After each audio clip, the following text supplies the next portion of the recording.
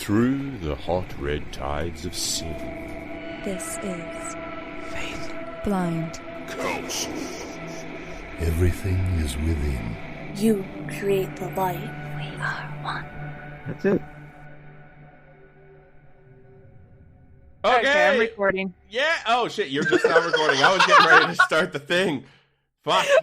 It's whatever. I'm using it. That's it. We're here. This is another episode of the Faith Blind Counsel podcast. I am Frater Dreadnought. Frater Yarmarud. Seder Cologne. And we are all alive despite our best attempts. We're here. We're Efforts weren't misplaced. Yeah, we're trying. We're trying our goddamn best, is what I'm gonna say. So a couple of things. Well, a thing to get out of the way off the top. Babylon Rising has been canceled for this year. So I mean, we're not gonna be just hanging out in the woods. Is what I'm gonna say. Well, I mean, we're still gonna be hanging out in Speak the for woods. yourself. There'll be just fewer people. I am not your father. I'm not going to tell you not to go hang out in the woods, but we will not be there. At least at a thing called Babylon, which is not happening. So that's right. I'm still going to be hanging out in the woods. It's up to you whether or not you join me while I just creep out amongst the trees. I'm going to be hanging out in a woods. I don't know. So that's kind of a shame, but fuck it. It is what it is. But who gives a shit? Let's just get into it. This episode is a very special episode for us. It is our first episode with an interview. We are talking about Gnosticism, and later on in the episode, we are interviewing Chaz Moorehead, who is actually he knows what he's talking about. Unlike us. So yeah, because he's actually part of what was it, the Sodalita Sanctum Seth, which is the longest fucking Gnostic organization that's been traded down from initiator to initiator forever. So whatever, we're just a bunch of jerk offs yelling to fucking microphones. Pretty much. So that's going to be coming up. But before we get too far into that, we do want to still kind of go over, an overview of what Gnosticism is and talk about, kind of our experiences with it.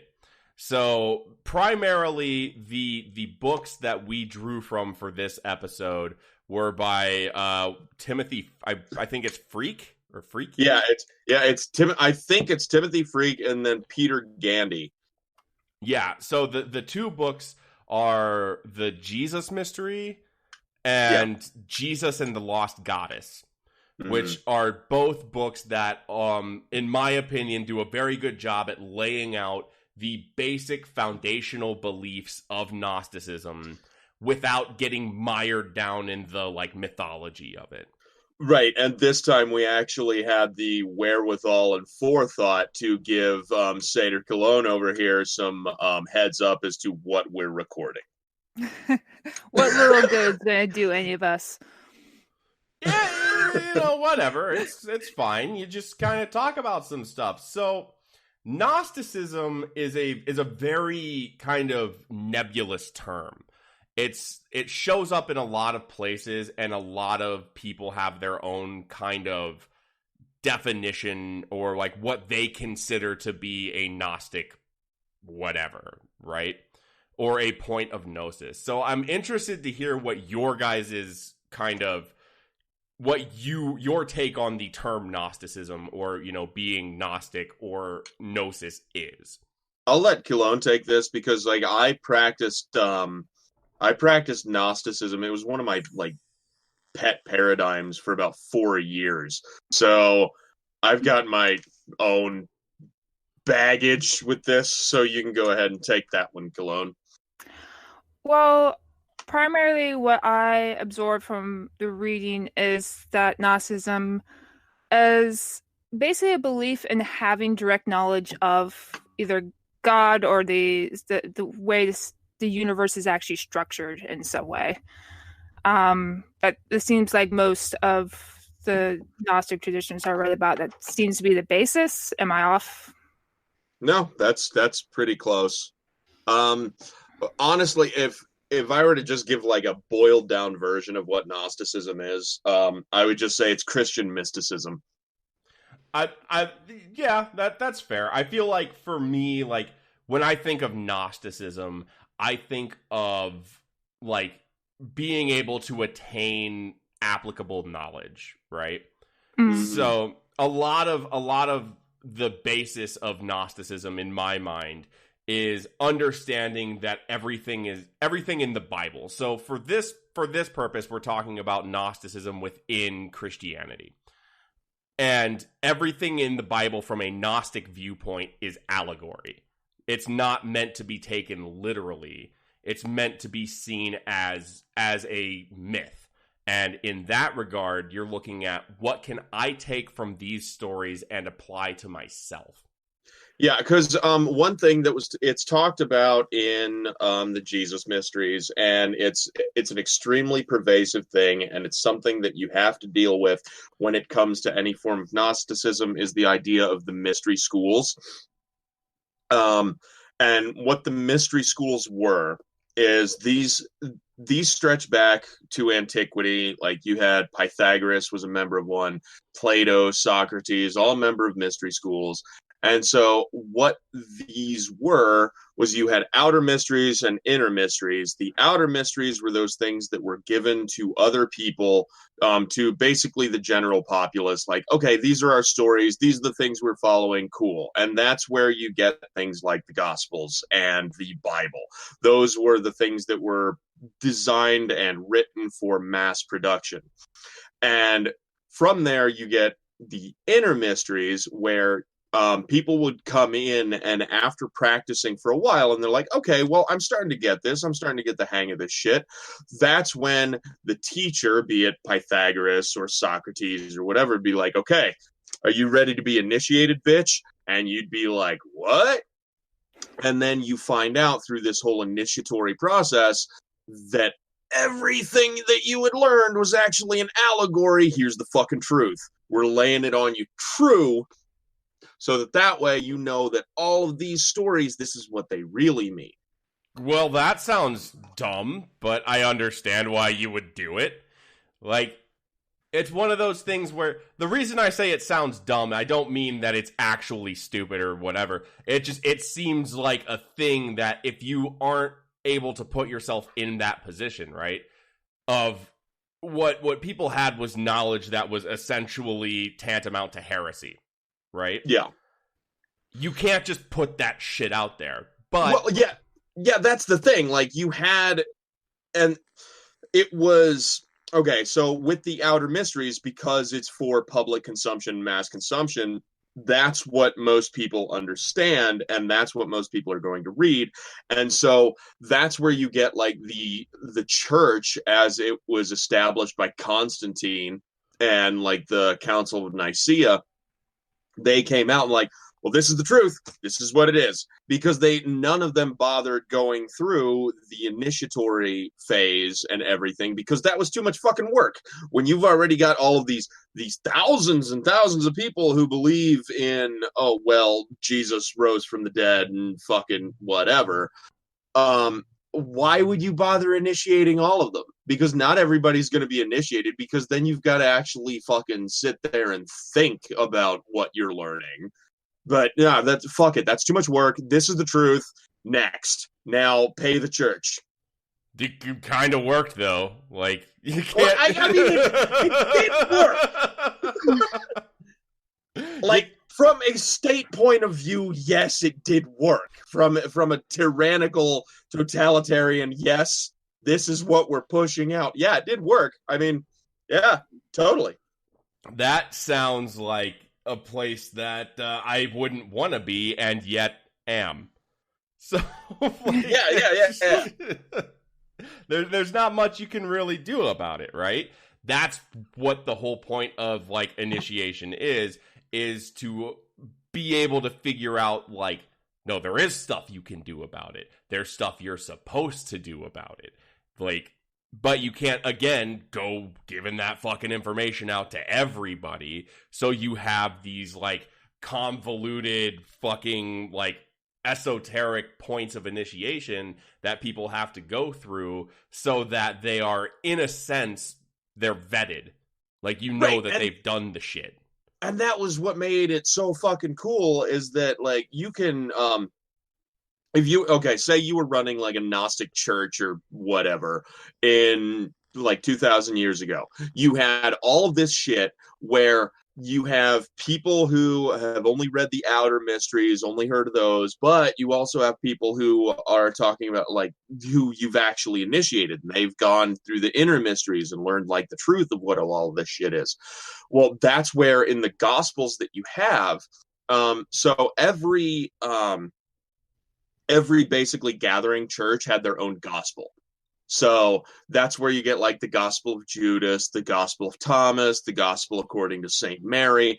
Every church, every group had their own gospel. And so the beauty of this is that there were layers of allegory. So you could, if you were like the minister, pastor, what the fuck ever you, priest, whatever you want to call it, you could give a sermon or whatever, and everyone who was part of the outer mysteries would understand it their way, but then everyone you've already initiated would understand the truer meaning underneath it, and you could just go ahead and talk. And it's kind of like that whole, like, 1984 doublespeak bullshit, where you've got two different people understanding things on two different levels based on where they are within the knowledge of the system. Cool.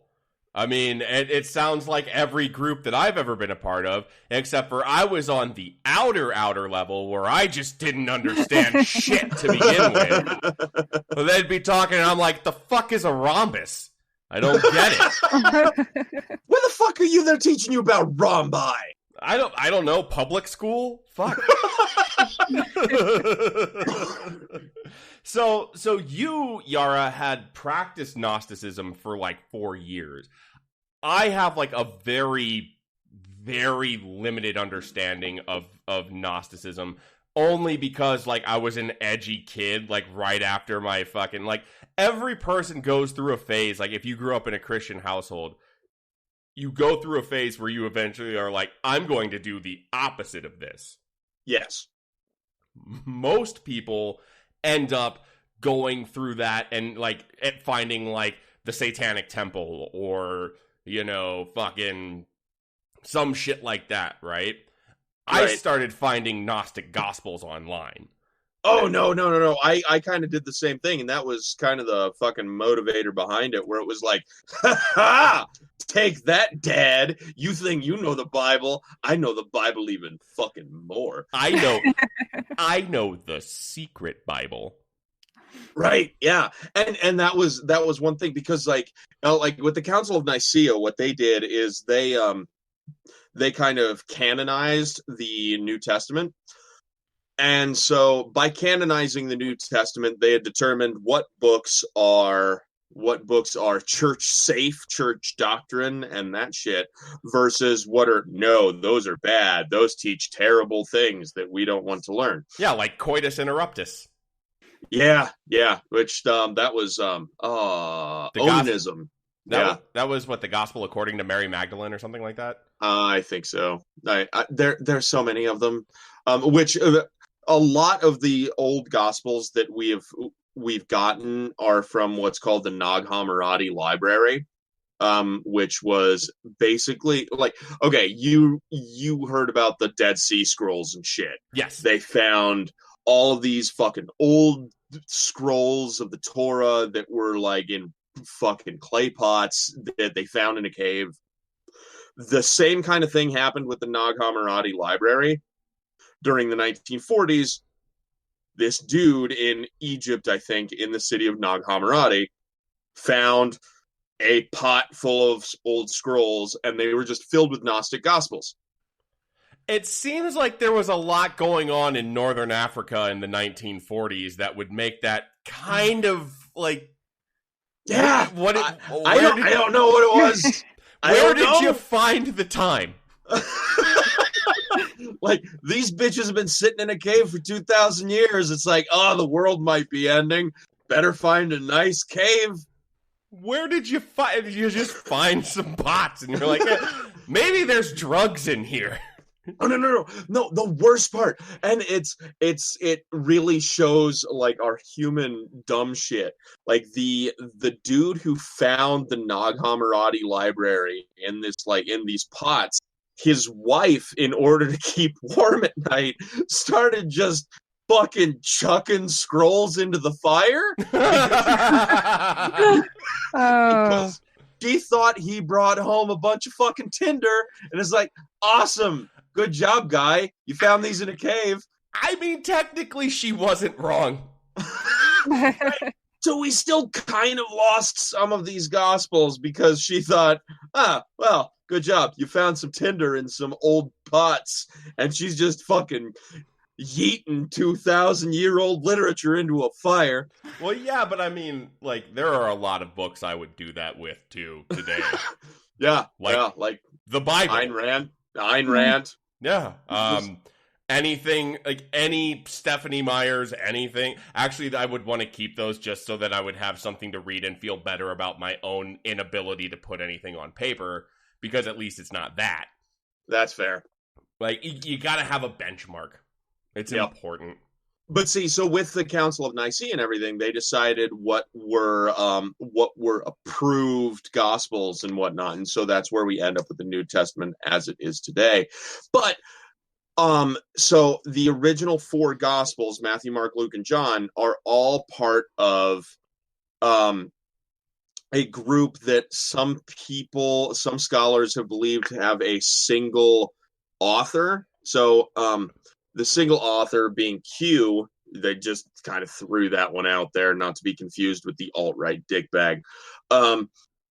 So this like common author he wrote one story about the gospel, and then Matthew, Mark, Luke, and John, or whoever those authors were, they went and kind of copied that story, which is why you get so many similarities between those 4. But at the same time, you also get some little Gnostic nuggets of wisdom within those that you can clearly tell are Gnostic. Yeah, like Gnostic dingleberries that are just kind of stuck on. Yeah, just delicious little dingles of Gnostic wisdom. Yeah, just right there in the ass hair of the universe. Kind of, you can't quite get rid of them, so you might as well figure out what it is. Right. So, like, for example, in the Gospel in John, right, you have the story of Lazarus. And the story of Lazarus itself is it's an allegory, obviously, with all of the Gnostic shit. It's an allegory about the whole initiatory process. So you had Jesus who was going to initiate Lazarus into the inner mysteries. And when it comes to Gnosticism, they fully believe like the whole being reborn or resurrection and shit like that. They very much believed in your physical self or your spiritual self died so that you could be reborn again into Gnosticism and with the true knowledge of how the universe worked and everything. So with Lazarus, he was an initiate and Jesus was going to initiate him. And so this is why you get in John, or the Gospel of John, chapter 11, verse 16, where it says, "And then Thomas, also known as Didymus, said to the rest of the disciples, 'Let us also go, that we may die with him.'" Yeah, and the idea is that death is a spiritual death to be then initiated into Jesus's mystery school. Right, because why the fuck else would you have one disciple is like, "Oh, dude, fucking this guy died? Let's go die too. That sounds great." Because he was a millennial disciple and he was in love with death memes. I mean, probably. Fucking Didymus. He's on point, man. Yeah, dude, fuck it. More like Didymus, as in I wish I had died, Amos. Dude, I'm just on point, dude. I'm gonna punch you in the neck. No, you're not, because I'm on the internet. I'm gonna find a way to punch you in the neck. I'm gonna magically punch you in the neck. Please. Oh, hold on, I'm gonna just protect my neck like this. Protect your neck. For the if rest you've learned anything from the Wu-Tang Clan. If you've learned anything from magic at all, it's protect your neck. You just protect your neck.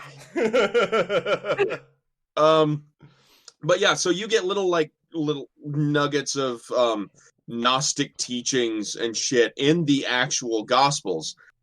It's when you get to the actual Gnostic Gospels and those things in the Naghamarati Library, or what are called sometimes the Apocrypha or whatever, that's where you get teachings that are against the church, that don't go very well along with the teachings of the mainstream Catholic Church at the time, which then became Protestant, and we're not getting into fucking church history here, no. Well, it's interesting to me that, like, even now, like, most of the shit that's in the New Testament doesn't really line up with the modern church. No, it's like, okay, and we talked about this with Chaz and everything, but like people's apprehension towards getting into working with church doctrines and everything. I can totally understand why you would not want to work with the church, why you would not want to work with Christianity, why you would not want to work with Catholicism, Protestantism, whatever. I get it. I very much get it. There's a lot of bullshit. There's a lot of baggage. There's a lot of shit there.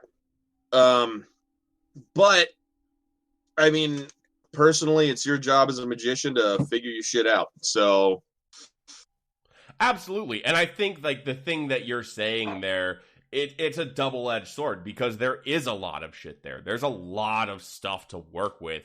It's kind of tangentially related.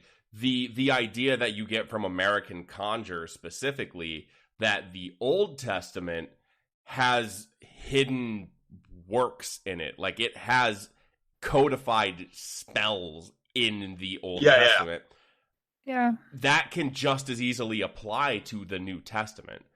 Like, if you think about the teachings of Jesus, and you think about a lot of the shit that Jesus said, and you apply the idea of allegory to it, there's like 3 times in the New Testament where Jesus says, if you want to go to heaven, throw away all of your worldly possessions, move out into the woods, and follow me. Oh yeah, that's why, like, I have been under the very stern belief for the longest time that anyone who professes themselves as I am a Christian, I do Christian things, every single one who says that they are a Christian, that follows that, they are a fucking hypocrite. The end. Like, there's no argument against it. True. There also is the idea that that's speaking in allegory, right? Where basically the message to take away from that is not that you, by the letter of the law, throw away all your shit, move out in the woods, and follow him, right? But, like, if you're gonna say you're gonna follow me, you better fucking do it. Like, you better be ready to do it, right? And if you're not ready to do it, then don't follow me. I don't know. Christ said like 3 fucking times, sell everything you own and follow me. Like, he had also said, in order to follow me, you need to hate your family, hate your brother, your mother, your father, your sister, everyone. You need to hate them, leave them, and follow me. So it's unless you're following like actual fucking Gnostic doctrine, your shit's dumb.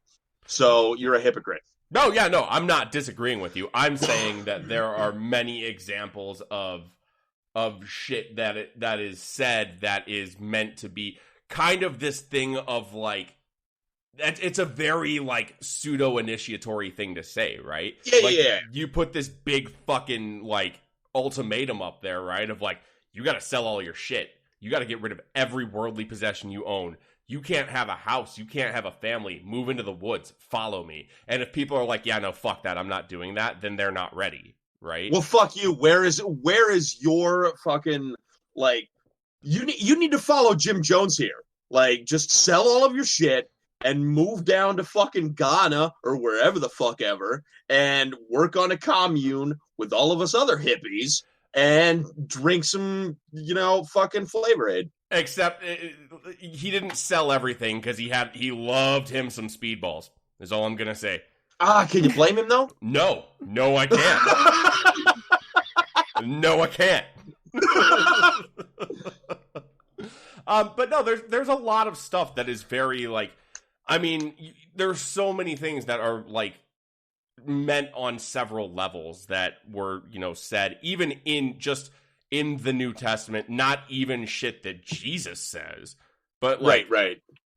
A lot of Paul's letters. The idea, like Paul as a character, is and see that's one thing where you get into Gnosticism because Paul was kind of a piece of shit. Yes.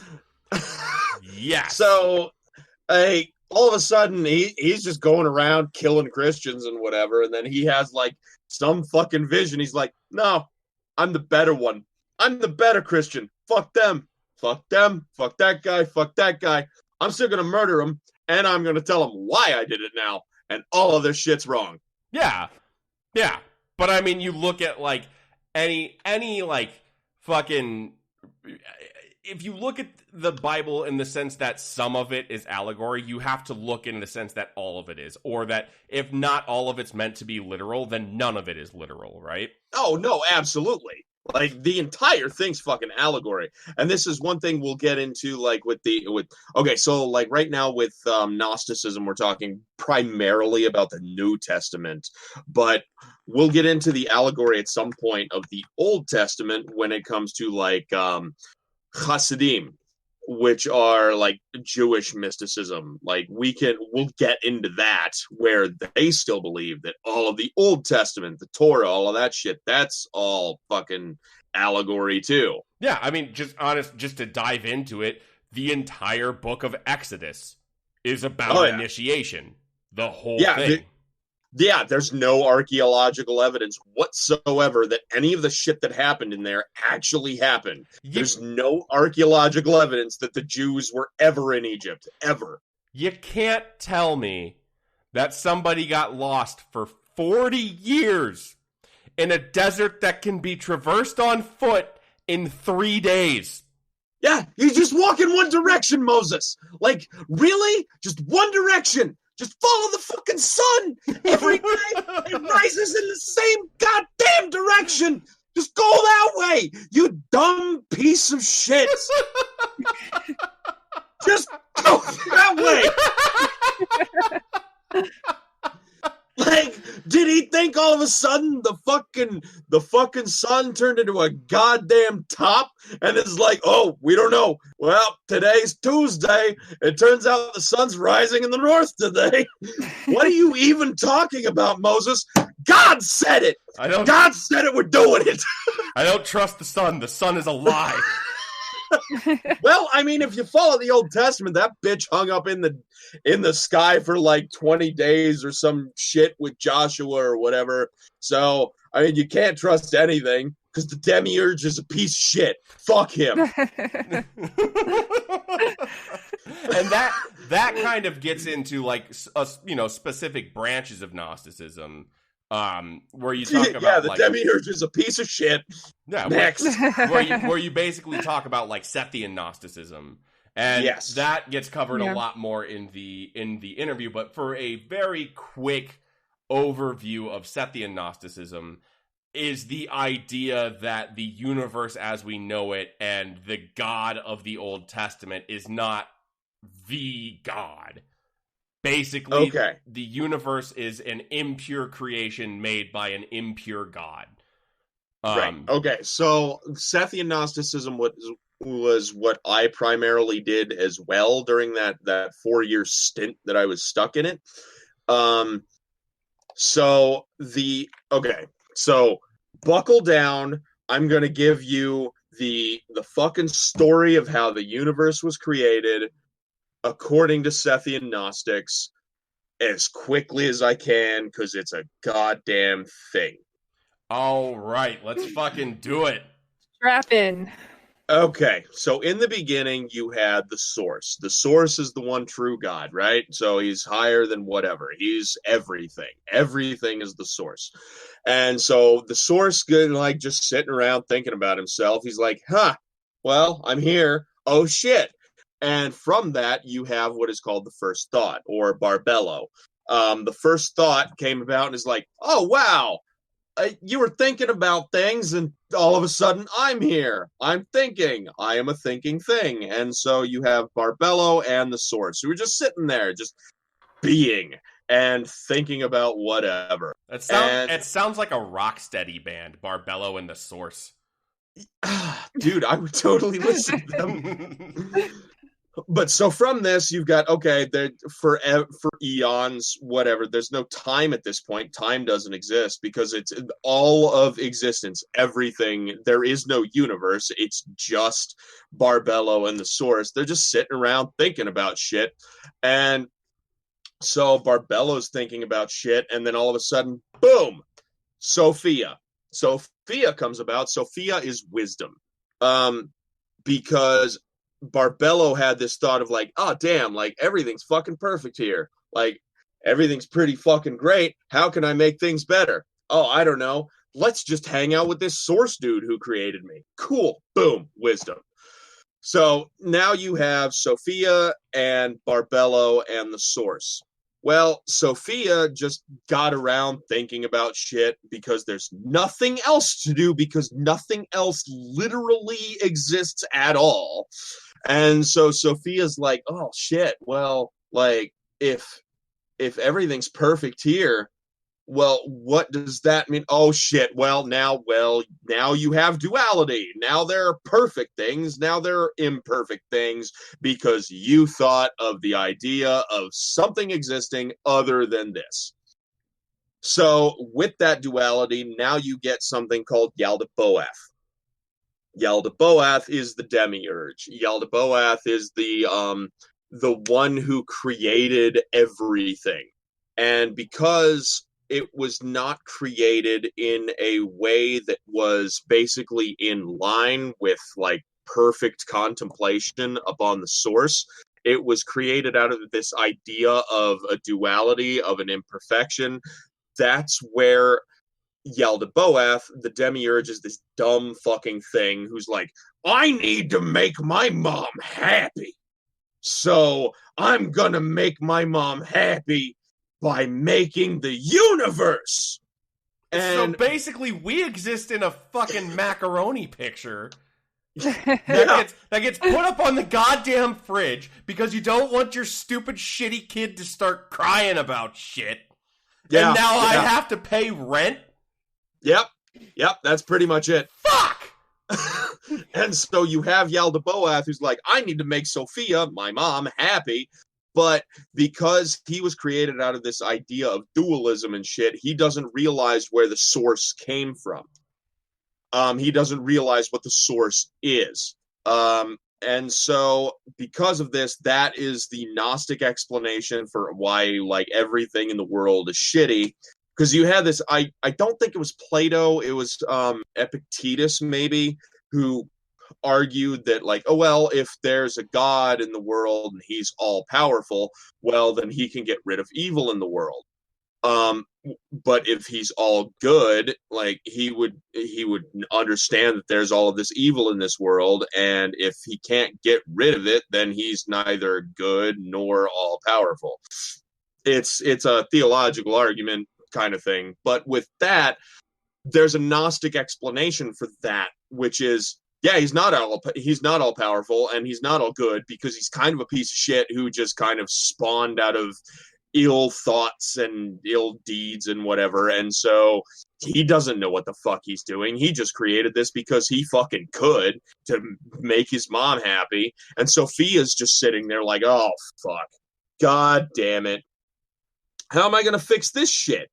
Well, that's where the source had told Barbello, like, okay, well, So here's what we're gonna do. So all of these things that are created in this whole fuck up over here, I'll give them a piece of myself. So he gave everything within creation a spark of himself. So what we would consider consciousness.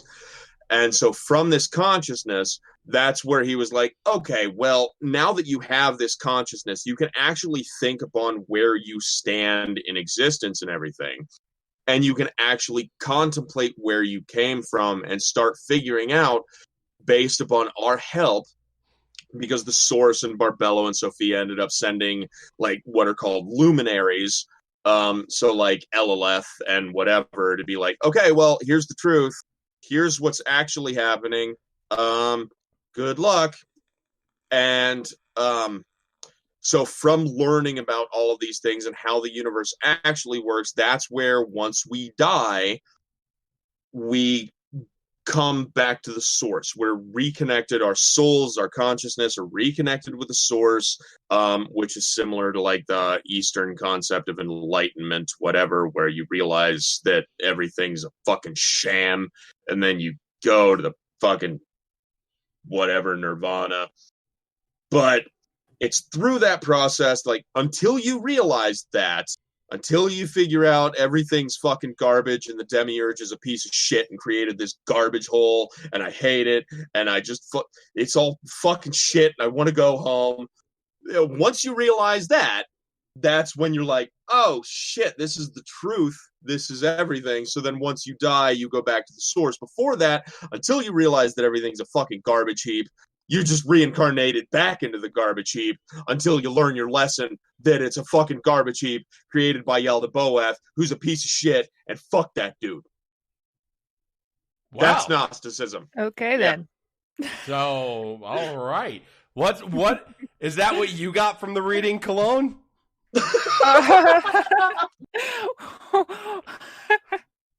Not so many specifics, but yeah, basically the concept that the universe that we live in is, yeah, an imperfect creation by an imperfect being, and that it's I have some reading in that it's, I don't want to say that's all an illusion, but there's like that we're not really living in the real universe also.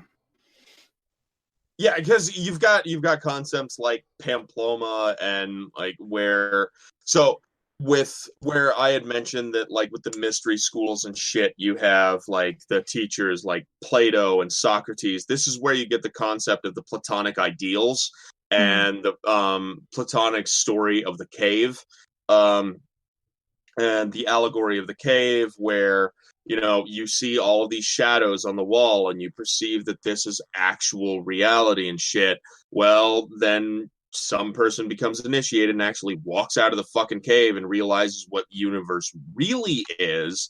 And then he goes back into the cave and all of that shit. It's the same story. It's just with Gnosticism, they gave names to it like Jesus. Yeah. And that's something that, like, from the source material that we had for this episode, there's a lot of emphasis placed on the idea that Jesus is a mythical figure. Jesus is very much the God-man character that you would get from, like, Prometheus or Osiris. From Dionysus. Yeah. That's so many of them. Apollonius. Fucking Apithus? Whatever. There's a shitload of them. Apotheosis. No, whatever. It doesn't matter. That doesn't matter. Not important. But the Balder is another one. Like, that shows up in Norse shit. It's the same kind of, like, a thing representing the sun that dies, whatever. Yaldabaoth. Yeah. Yeah. Like, it's the mythical God-man. The idea... I'll take it. The idea that, like, you are...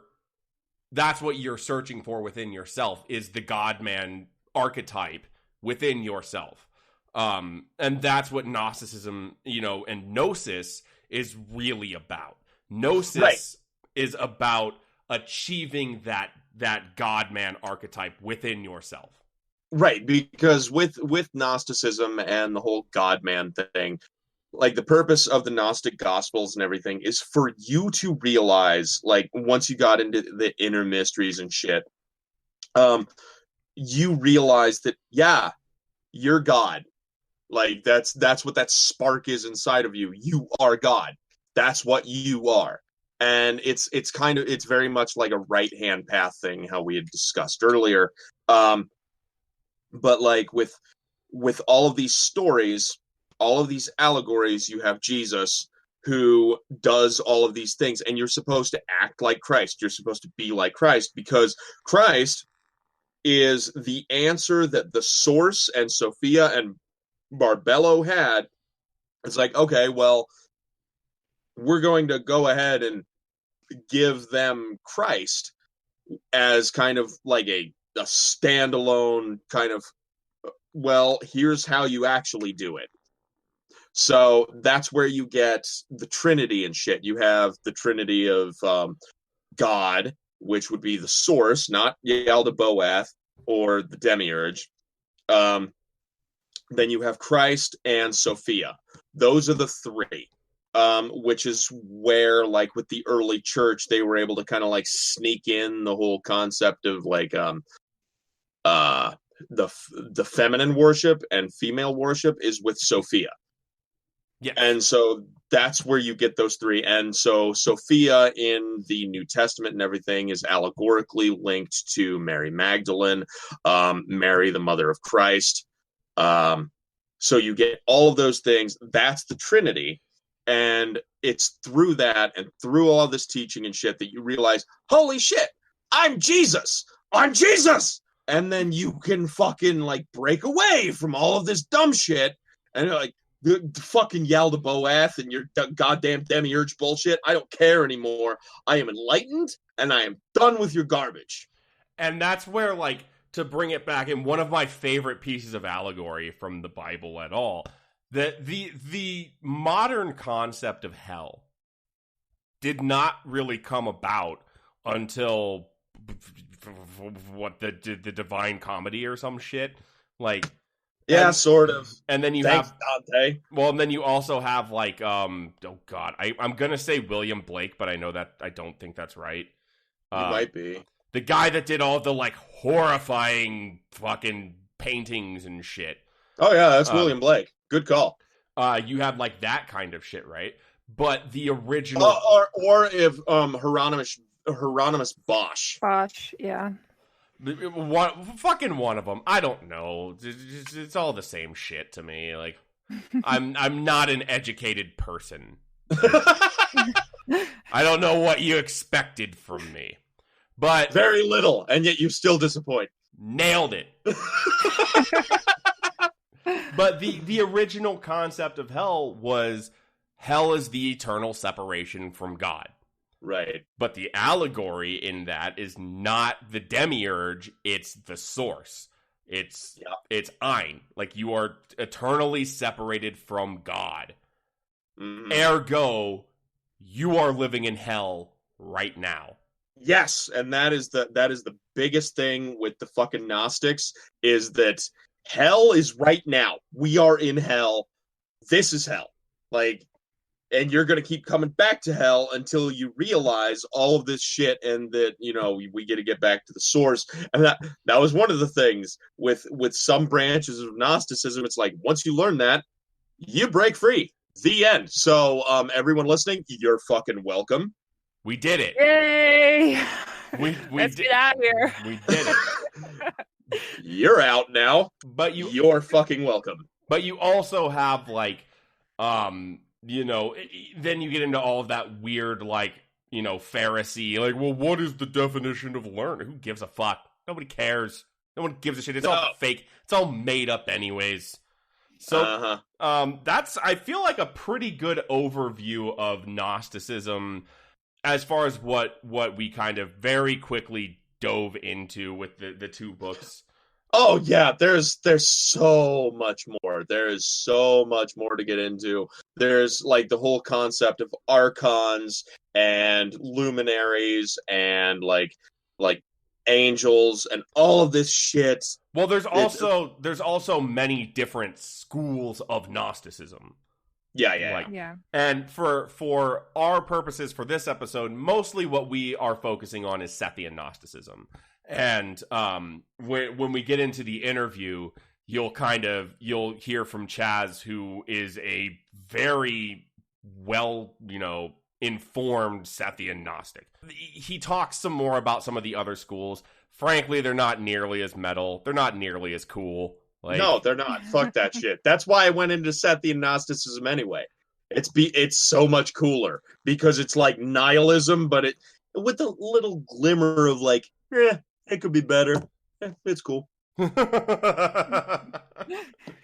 So real quick, any final takeaways from like what you read about, or like what you read about Cologne, or like your years of practice, Yaldabaoth? Not really much more than what Yara has gone over, other than when we first decided to cover Gnosticism. Actually, the first thing I decided to do, because one of my only influences on Gnosticism before this, other than a little bit of reading the Gnostic Gospels, but not really wrapping my head around just reading the Gospels without any context, is actually Philip K. Dick's Valise, and a little knowledge of his exegesis. Sorry, Yara is nodding his head, so he kind of knows what I'm talking about. And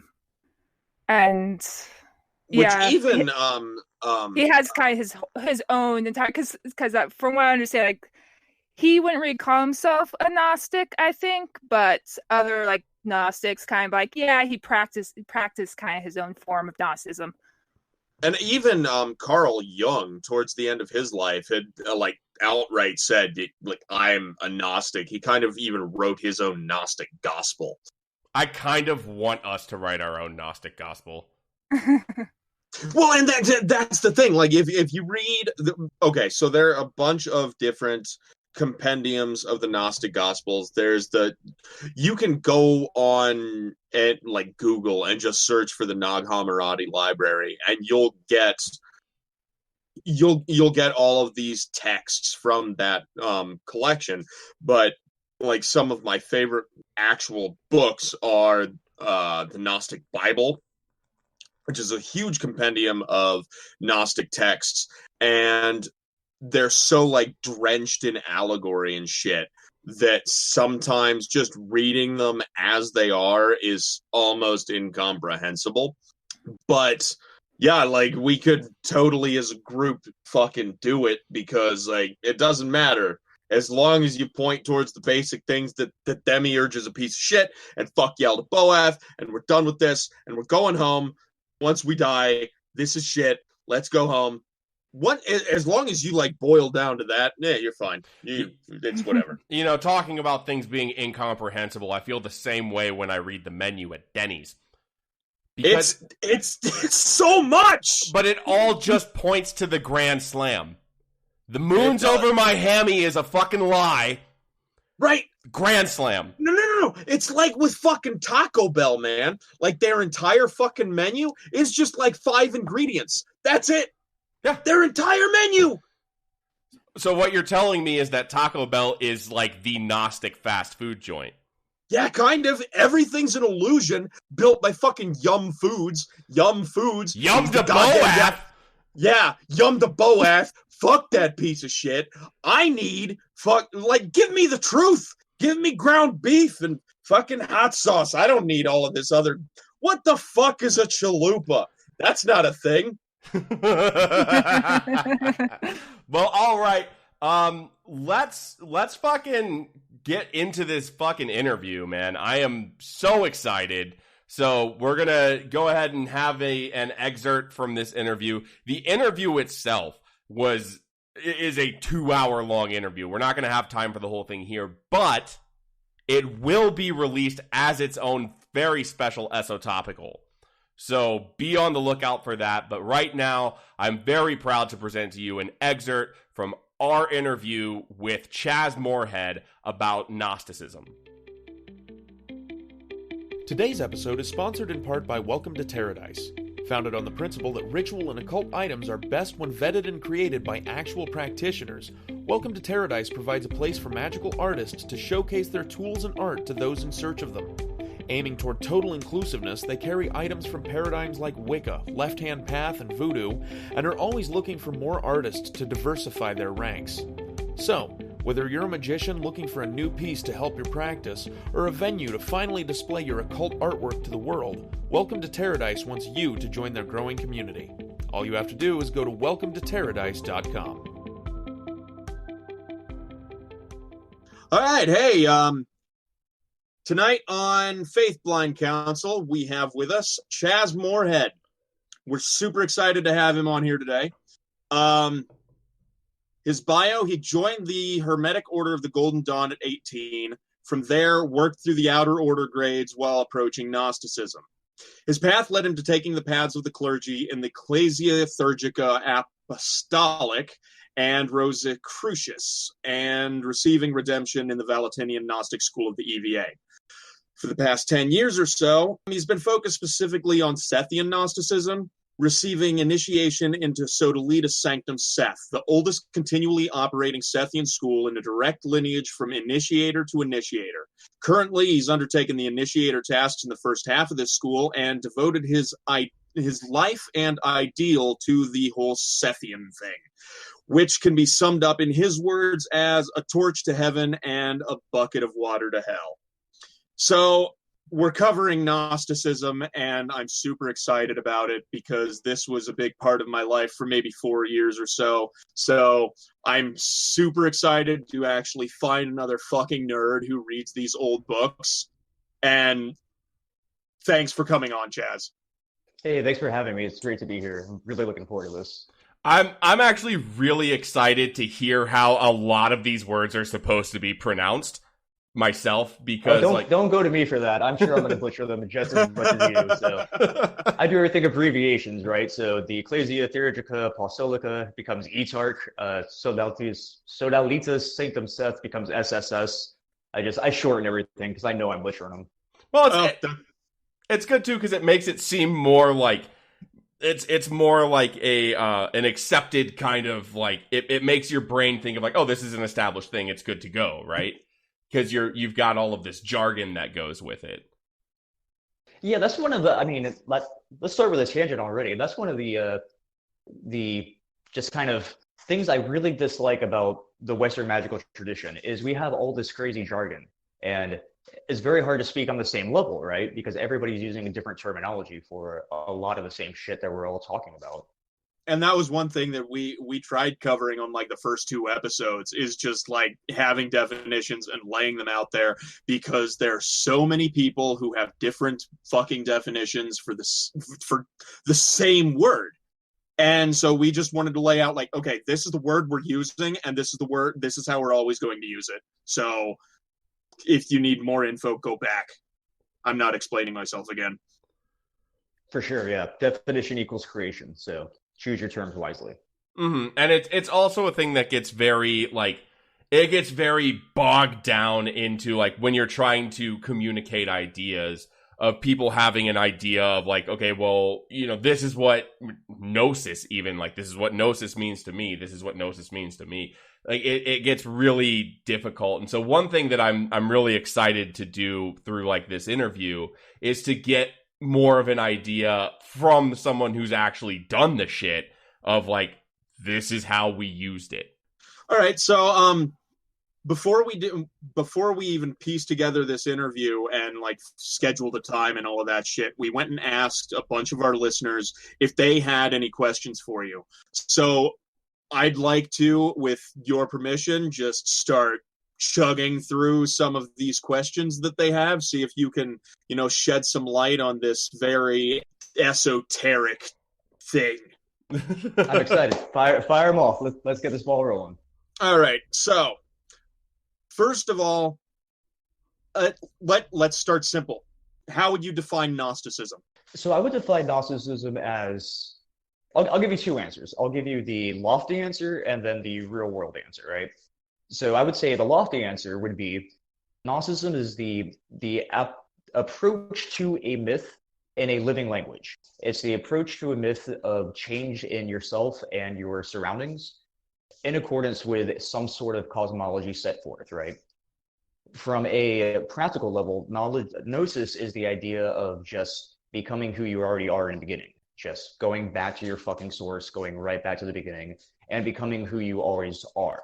It's not the idea of going external for some sort of divine intervention to come down and save you, as much as realizing that you yourself are the savior of yourself. So put your boots on, get to work. So gnosis in that sense becomes less of a topic for something like an academic approach to it, which is valid. You can get a lot of scholarly approach to it. But the true gnosis in that sense becomes the experimental moments that you have taking this myth and applying it to your current story, right? Being able to look at a myth and identify with that to a certain degree that you can actually pull useful information out of it. It's all about useful information.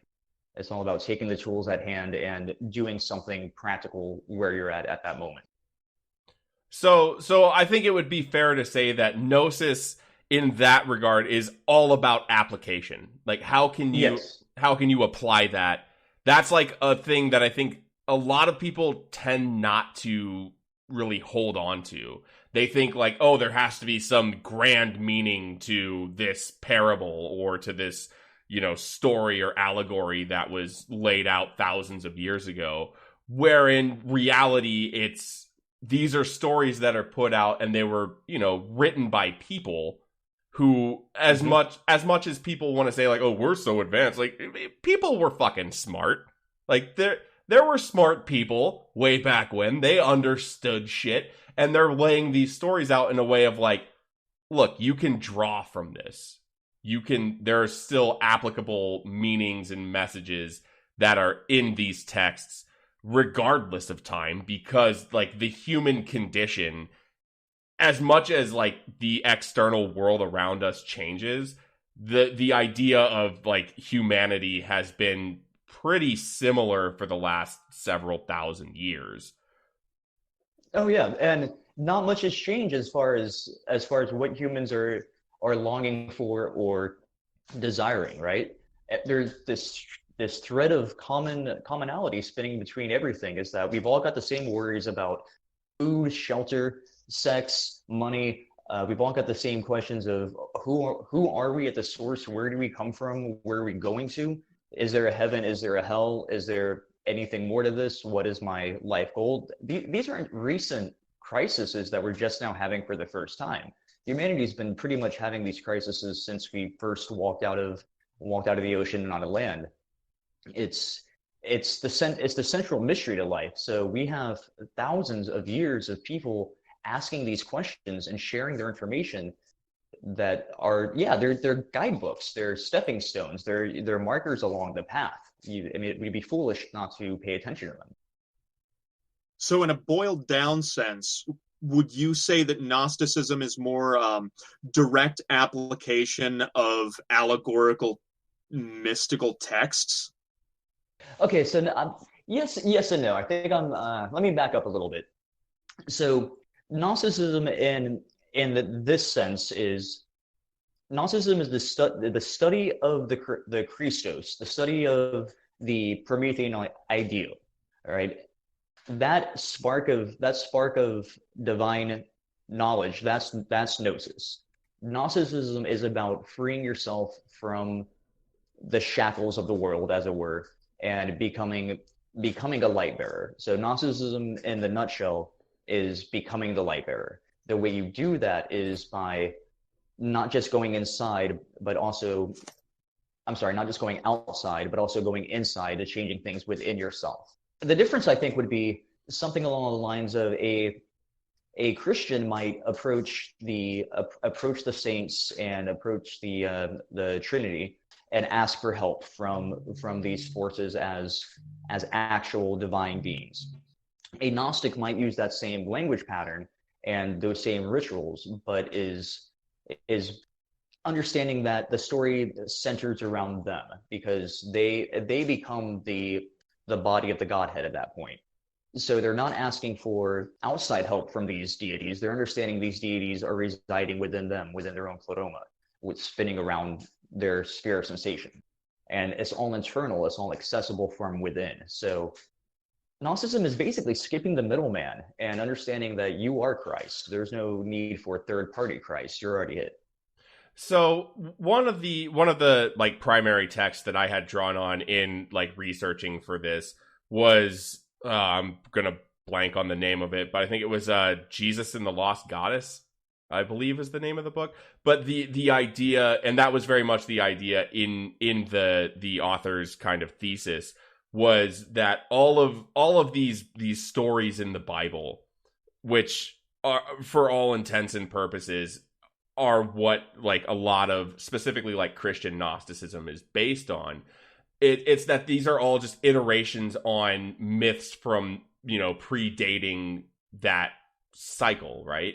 So you had like the idea of the God-man in, you know, Osiris and in these other mythological beings that was being retold through Christ being a character showing that archetypal God-man. And that answers a question that I'm sure that's going to come up later on too, I think, is do I necessarily believe that Jesus was a real person?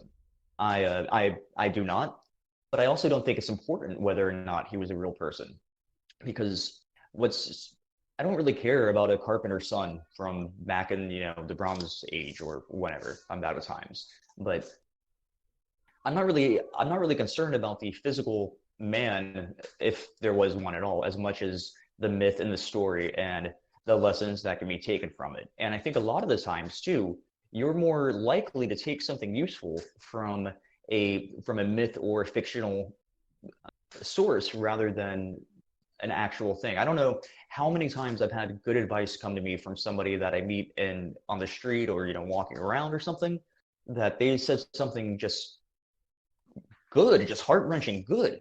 And I forget it in 5 minutes. But I can remember, you know, Gandalf saying that, you know, thou shalt not pass, or random other characters from literature, right? I can remember these myths more so. And so that's the same thing with Jesus. If he was real, he was probably way more fucking boring than we give him credit for, you know? Well, yeah, there's the whole 30 or, you know, however many years where he was probably just hanging out, figuring out like, wait, what the fuck am I supposed to be doing?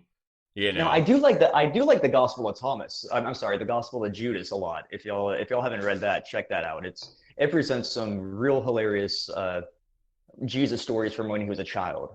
Like they tell I'm pretty sure this is from the Gospel of Judas, but they tell a story of Jesus and Judas playing on a roof, and Jesus pushes him off the roof, and he falls, and he, you know, ends up dying. What a dick. Little kid Jesus comes up. He's like, oh, hold on. Resurrects him real fast. Dude, don't tell mom. You're fine. You're fine. And, you know, I can see it. I mean, like, I can see that. So that's the Jesus I believe in. That guy. Yeah. It's very, it actually kind of ties into a question that we had gotten from a listener as well. The idea that you see within chaos magic a lot is that people will pull from like pop culture, or one of the most like iconic examples of that I can think of is Grant Morrison's Invisibles, where I love the Invisibles. He's talking to John Lennon as the god of psychedelia, right? Like, these are characters that, like, regardless of whether or not they had any actual like godlike abilities of anything, you are deifying them and being able to pull from that as a source of inspiration. I think it would be fair to say that that's how a lot of Gnosticism approaches the myths as well. Oh yeah. Well, within specifically the Sethian strain, for sure. Valentinian gets a little more orthodox in their practice, but my opinion is very much of chaos magic working type things. I am a fan of discipline, so I'm not a fan of just willy-nilly coming up with something on the fly and, you know, hoping that your invocation of the Easter Bunny works. However, I am a fan of using all the tools at your disposal to do a certain thing. And Austin Spare, one of my favorite magicians, was pretty much the founder of modern sigil magic, which you see those same ideas going back to Agrippa, right? You see those in the fourth book of Occult Philosophy, where not only is he talking about the Kameyas and the magic squares, but he also talks about the alphabet of desire, which Spare used later on. Mm-hmm. And so we have that same kind of thing where we use a magical script. Almost every, in the Golden Dawn, there's Hebrew and there's Enochian, and a lot of people use these magical languages, and it's all they are is a conglomeration of information that the working unit has decided we're all going to speak the same language and use these, but the tech is indistinguishable from another tech. If you look at magic as technology, then of course the techniques of chaos magic are going to be vital, especially in these days. But you had mentioned something too that I just kind of rambled over, and that was the using the tools of the time. That is very much a Sethian tradition, very much a Gnostic tradition, because at the time when they first got started, right, you're talking about little groups of people in little pilgrimages going from campsite to campsite, sharing this part of a story that they get, and they're picking up bits and pieces from these other camps and these other groups around the world and around the time period, and everyone's kind of sharing information and going around. And the end results are, what we know later as the various chapbooks and prayer books, which are all prayers for very specific things. Like if you read, I forgot the author, but Ancient Christian Magic, which is a translation of the, what's it called? The Book of Secret Power, an Egyptian text. And it's all these Coptic prayers. And it's very Christian, very Coptic, very Gnostic, but very magical. There's all these prayers and spells and talismans for everyday basic life stuff. It's like these are people who were doing their best to work with what was available to help get them out of whatever situations they were in. Everything from my livestock got stolen to I stepped on a rusty nail type stuff is there. And it's a combination of the folk magic of the time and the myths being like the newfound myths coming through. So even back in the old days, they were doing chaos magic, if you think about it. Yeah, and that actually kind of leads me to a kind of tangential question as far as like applying Gnosticism. Would you say that it's fair that like almost anything can be fair game, in as much as like applying that Gnostic approach to like grimoires of, okay, there all of this stuff that is meant to be, done in these hours with these incredibly rare materials, and you have to do things exactly by this. Would it be fair to assume that someone could, as a practitioner, apply like, well, this is the thing, like this is the goal, right? Is it fair to apply that in a way of, okay, I could substitute these things in based on what is at my disposal. Not only is that fair, but I think specifically with grimoires, which aside from Gnosticism is my other love is grimoires. Mm-hmm. So this is a great question on that one. Not only is it fair, but really I think in order to effectively work the grimoires, it's required. Because while Gnosticism may be kind of a free-for-all as far as techniques that come in, there is an implied cosmology, and there is a heavenly hierarchy, if you will. There are your set figures for the planets, your set figures for the zodiac, the four luminaries that are in the corners of the world. So you have the same foundational principles as presented in a grimoire. The thing is, from the grimoires, they're usually in a Judeo-Christian framework, which for some, myself included, is a very hard system to work in. But yeah, going through the cosmology, the hypostasis of the archons, for instance, from the Naghamarati, which gives a good layout of who the 12 powers are. And you can definitely see that these 12 powers being talked about are the planetary forces, right? And later on, you get the planetary, the elementals. So there is a full hierarchy. There is a full cosmology that is readily accessible. And I mean, hell, one of the biggest myths is the idea of the Watchers and the Nephilim, who were these spiritual creatures that came down to teach magic to humans. And so, yeah, I think especially with the grimoire stuff, it's First off, I hate the idea of going by the book, because that's all bullshit. Even the original grimoires never went by the book. Case in point would be Grimorium Verum and the Key of Solomon. So the Key of Solomon at some point tells you that you need to make a clay pot. And everything in the Key of Solomon has to be consecrated, right? It's assumed that any tool that you make, you have to consecrate. But the actual manuscript doesn't tell you at all how to perform this consecration. Enter the Grimorium Verum, who has a bit with a liming pot, where you have to use consecrated clay. So even then, you can't do it straight by the book. And I'm gonna get a whole bunch of hell from a bunch of Grimoire Puritans here, but just because they're written from a Judeo-Christian point of view doesn't mean you have to use that framework. You do have to have a framework, though. I think a lot of the times the reasons that this shit doesn't work for people is because they don't have an operative cosmology. They don't have that chain of command, and spirit work is very much about that chain of command. You have to go through so and so and so and so and so and so to get so and so to show up. So if you don't have a valid cosmology, a valid hierarchy approach to it, then it's probably not going to work. I think that's a really interesting point. So I've recently started working through Liber Falcifer, which is all about like left-hand path, like SLM veneration. And when I was going through it, there's everything in there is a similar thing of like you have to work with consecrated herbs and consecrated inks and consecrated everything. And I'm like, okay, so how do I consecrate it? Well, you have to do it on this specific sigil that's made with consecrated items. Mm-hmm. How the fuck am I going to consecrate the items if I can't make the sigil to consecrate? It's like this huge catch-22 to where eventually you just kind of have to look at it and like use your best judgment as having read the text of like, okay, well, fuck it. I can probably do this thing to make the thing and then go. Or you can decide to just get caught up in every letter of the law, exact kind of literalist. Right. No, at some point you have to get off the damn armchair and get in the circle and just start casting. Ideally you'd have your consecrated wands and your tools and your circles, but there's nothing stopping you from performing the consecration of the ink on your magical Sharpie.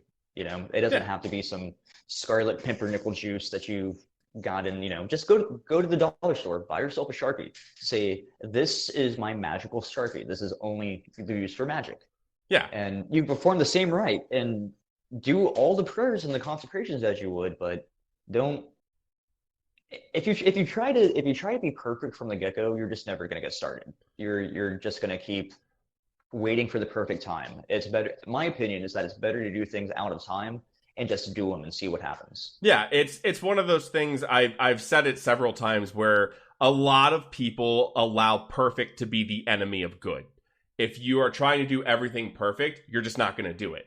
Because at a certain point, like, if I didn't do all these steps perfectly and it's not going to work anyways, why am I going to waste, 30 hours of prep time to try and get this to work if I fuck this one thing up or am like unable to get a hold of this one ultra rare fucking thing? Like, you have to use your best judgment and at least try it, and you'll find like, maybe it works with a certain degree of accuracy or some shit. Okay, so we established that the idea in Gnosticism is becoming your own Christ, and that you're using the tools available to you. That also means you using current myths and current stories to get the point across, right? The Matrix is a perfect example of modern day Gnosticism, I think. That the second and third movie kind of sucks, so I'm not going to recommend those. But the first one is kind of this beautiful example of telling what is essentially the same story being told in the Naghamarati Library through several texts into an hour-and-a-half visual masterpiece that everyone knows and loves and completely hit our culture and changed it, right? So that alone is kind of one of the best descriptions of what Gnosticism looks like in action, I think, because love it or hate it, everybody knows the Matrix, even at this point where kids who haven't seen it know the Matrix. And the story is the same story of Seth or the Christos, of Neo is the light, is the chosen one, is breaking down these machinations of the world around him and realizing his capability. And the cultural shift, I think this is an important thing too, because it's not so much, this is kind of the Rosicrucian ideal applied to it as well, because it's not so much just about working on yourself. There needs to be tangible results and things happening around you to make the world a better place for not just yourself, but those in your circle, so that they can also get a little spark of light and make their circle better and better and better. So by candle by candle by candle, we can light up the world. But again, you're not gonna do that unless you're working with something that is actually potent enough to produce these results. So do you think that like these archetypal stories with like Christ figure or God man have anything to do with the kind or the theory of like the hero's journey and shit like that put out by Joseph Campbell? Everything is a hero's journey. Campbell's map for that is fantastic. And in fact, without saying too much on that subject, one body I was a part of for a time, their entire curriculum was breaking down the hero's journey and doing meditations on that. And it was expressed ritualistically through a couple of large rituals, but 100% going through the hero's journey. And yeah, Campbell that's a perfect example of a Gnostic moment of gnosis, outside of the religious context of Gnosticism and more of the practice concept of Gnosticism, because Campbell definitely reached an extraterrestrial source, and not like an alien, right? But outside of him, a stream of consciousness that existed outside of him, and he was able to see these patterns going on, put them together in a way that made sense, unify them, and is held up over time, So that was Joseph Campbell experiencing Gnosticism, because he was experiencing a direct spark of imagination that led him to create this map that we're still using today. And it's phenomenal in that sense. I mean, just mind-blowing how astute he was, how capable he was of watching patterns and watching how not just these fictions and these poems and these epics were going, but how just everyday life was following that same pattern. I think it's interesting also to see that, like, you look at, so you see people like every time some whatever blockbuster movie is coming out, and be like, oh, there's no more original ideas, there's no one putting out, like, there haven't been original ideas in storytelling in thousands of years, because we're still telling the same story. And the reason for that is it's still just such this huge point of inspiration that people are continually like hitting. People are continually like finding that point of like, okay, fuck, I can apply this,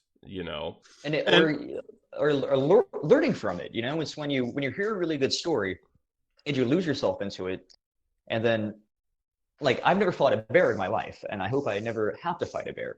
But reading a really good story about somebody going camping and having to fight a bear, I can look at that and see certain hardships that I've been through, and it's an allegory. What was the story about this dude in the woods fighting a bear has now become an allegory for me, and I pull something out of it, saying like, shit, all right, yeah, that bear wasn't that big of a threat, or shit, that bear was a huge threat. He should have run. He got mauled. Whatever. You can pull something out of that, and even more so when it becomes not a physical thing, but something that just kind of changes your way of thinking. That I'm sure we've all read something where just a phrase completely changes something inside of you, completely changes your way of thinking. And that's that eureka moment. That's the gnosis moment. That's the moment of and that gets back to like the idea of enlightenment or gnosis as a continual state. I don't think that's the case at all. I don't think that the end result is we're just going to be beings of light walking around beaming light at all time and everything's perfect. I think actually the exact opposite of that.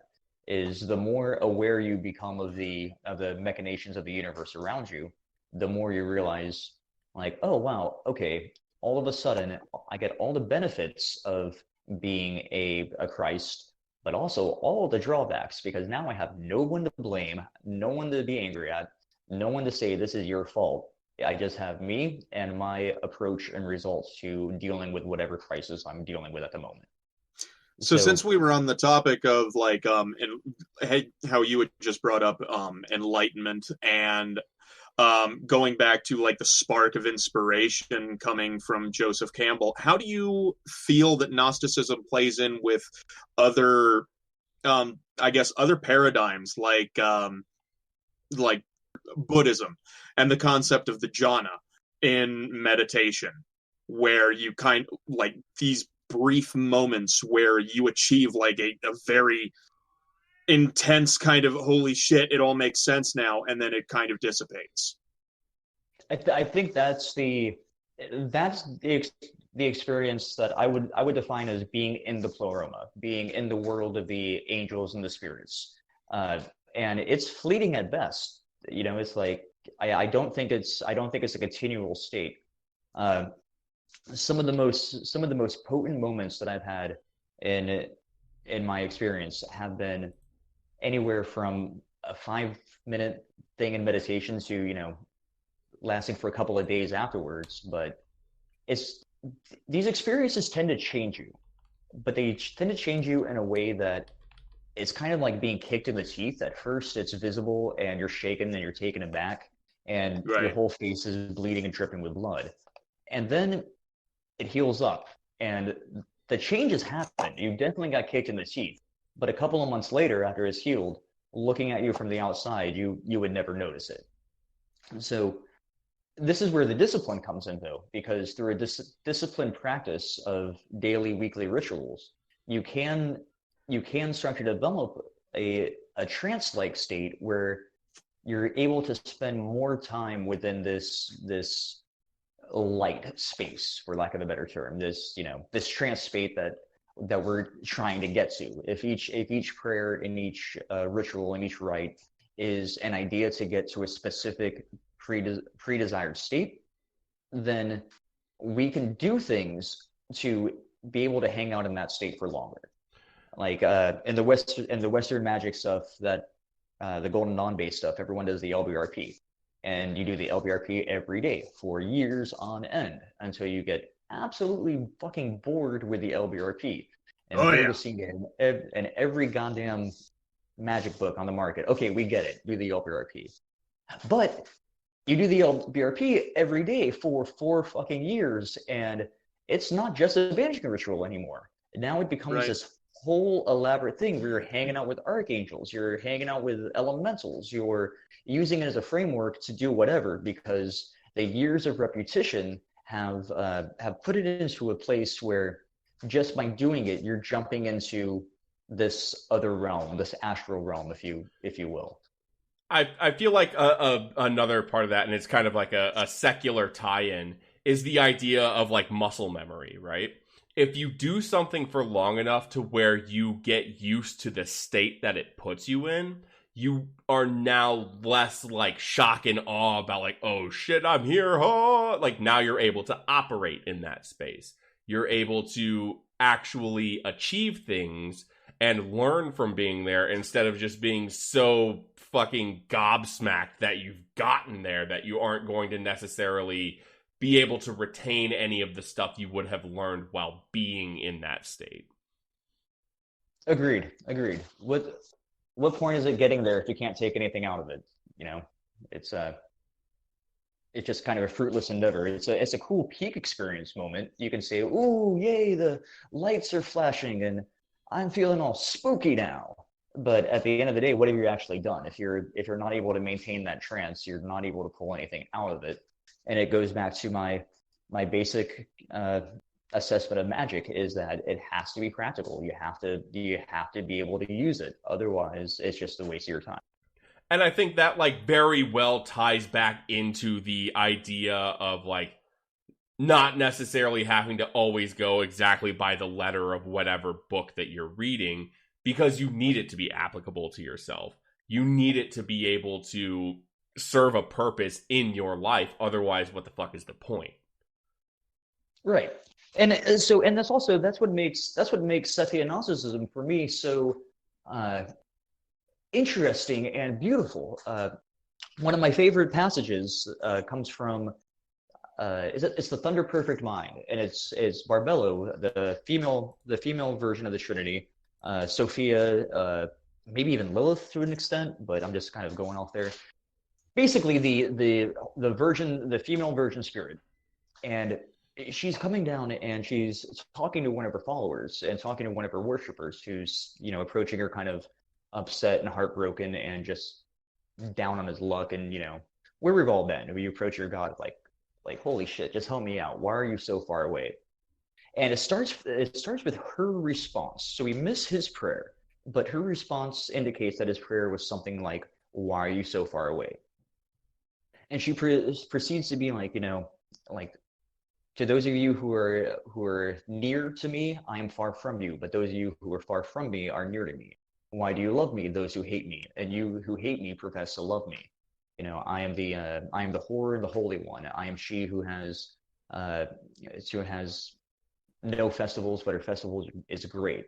I am she who this and this and this. But then there's one line that just gave me when I first read it, my hair went up on end. And it was, you can find me in the halls and with the scholars and the auditoriums, as well as you can find me in the pubs and the places of the lost. So here we have this version of the Holy Spirit who is saying that I am so fucking accessible to you. I'm with you wherever you are. And my holy places aren't just the churches and the temples and the monasteries. My holy places are the bar and the whorehouse and the drug den and the places where the people of the earth are my holy places. And that conception, that kind of realization of what these angels and what these beings are, and it just made it so much more approachable, to be presented with something that accepts you in a flawed state as a fucking human and doesn't require you to be some impossible goal of this God, understanding that you falter. And truth be told, some of the most profound and holy moments you have are when you're fucking at the bottom, when you're drunk, when you're, just making bad decisions. Like, you want to know God? Every day. Yeah, every day. But you want to know God? Find yourself in a position of pain and hurt. Yeah, that's where you're really going to see what you believe. I feel like there's a reason that they have what are called come to Jesus moments. It kind of reminds me of, I believe it's in the book of Job, maybe, where God and Satan are talking, and God basically asks Satan where Satan has been, and Satan's response is something to the effect of, where have you come from? I was walking the earth and being among its people. And like, that response to me wasn't so much about what's happening in the story as much as conveying this idea that, like, spirituality isn't this thing that happens, separate from. It doesn't happen just in this weird cerebral headspace. These are things that happen and affect day-to-day life. And like, the decisions you make and the interactions you have with people, that's the spirituality. It's there. It's everywhere, and it's always. It's just a matter of, are you able to recognize it? Are you able to tap into that and glean from it? Or is an asshole just being an asshole? Like, was it Robert Anton Wilson, I think, in Prometheus Rising, talks about I think it's Prometheus Rising, pretty sure. But he talks about the experiment of willing money into existence, right? So you start by visualizing a quarter on the floor, and then you pick up quarters and see how many times you can do that. And then you progress up to a 50-cent piece, and then $1, and then a 5, then a 10, and so on and so forth. Eventually that experiment is going to stop, though, because that's not how magic works. But it's a great teacher in that. It shows that there are techniques, and that if you do these things, certain things will happen. And more importantly, it teaches you how to keep your eye open for opportunities that are already existent. Yes, Nothing has changed around you. You're just more aware of things happening. So it's not even so much as magic changes you all the time. It may just open your fucking eyes and let you see what's already in front of you. So you've mentioned several times before, but we haven't gotten a pure definition. Sethian Gnosticism. What is it, and how is it different from other forms of Gnosticism? So Sethian Gnosticism is probably the form of Gnosticism that most of the listeners will be familiar with, even if they're not familiar with. And that Sethian Gnosticism is the bastard child of Gnosticism, with all of the bad connotations. When you hear about the Gnostics being world-hating and egotistical and elitist, they're talking about the Sethian. The Sethian Gnostics were the sect that originated the idea of Yaldabaoth being the fallen demiurgos, and that the God of the Old Testament is not the savior of mankind type of God, that this is a false creator, and that we are under the rule of the Aeons and the Archons. There's a couple of other schools of Gnosticism, being like the Orthodox Gnosticism, Valentinianism, which is a sister body, coincidentally, like it goes hand in hand with Sethianism, but it approaches it from a more Pisces way than through Sophia, through the dove, whereas the Sethian stuff is more serpentine, as you will. So the key component on that is that in Eden there was the third son. Don't quote me on that. So one of the sons of Noah was the biblical Seth, and the biblical Seth becomes the figure point in the Sethian cosmology as the Christ. There is no Jesus in Sethian Gnosticism. It's always referring to this mythical Seth who has preferences in the word. They talk about him in the Old Testament, but they're talking about the biblical Seth, who is where the origin begins. So I've heard of Seth being referred to as the third son of Adam and Eve.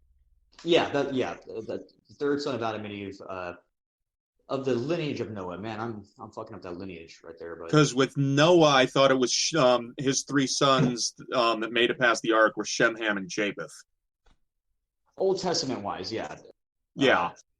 God, I can't remember which of the Naghamarati texts it talks about that, but it talks about the flood was actually plays a role into it, but the line of Noah, if I'm correct in my timeline, I can go Google that real fast, pull up one of these books on the shelf, but the timeline goes into the descendants of Noah being who were chosen by Nebuchadnezzar. So let's bypass all that. Tell you a myth.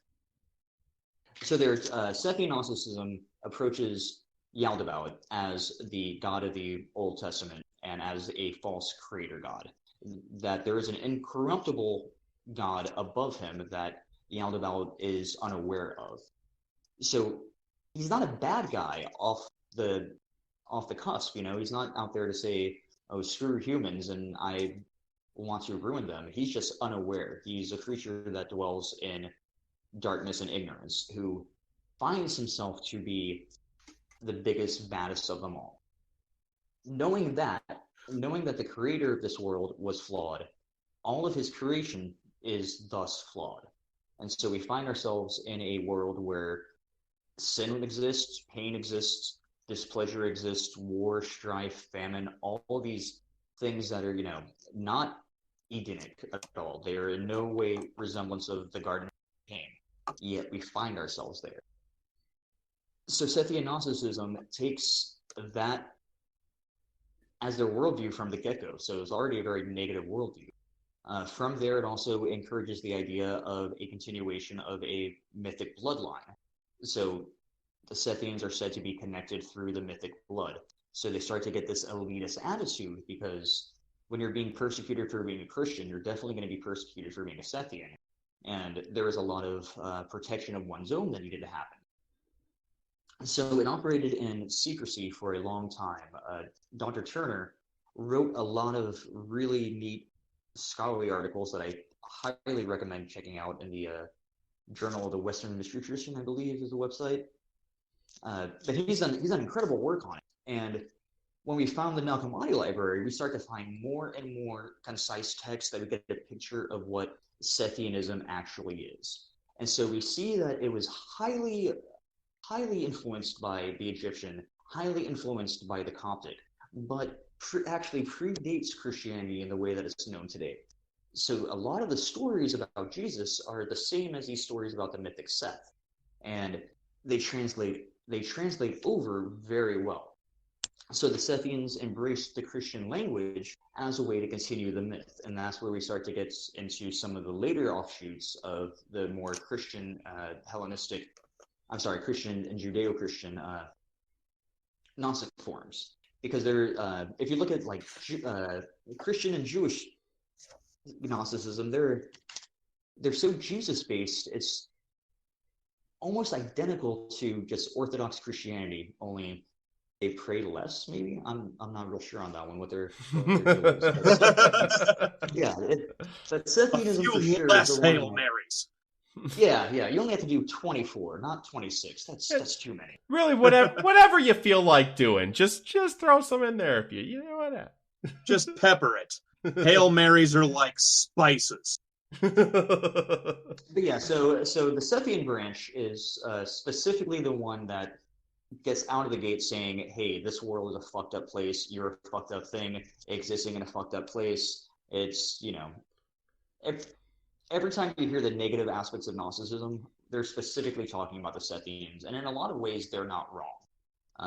There's no way to say that it's all happy, shiny all the time, or that the original writers of these documents were not elitists. That those are fair arguments to make.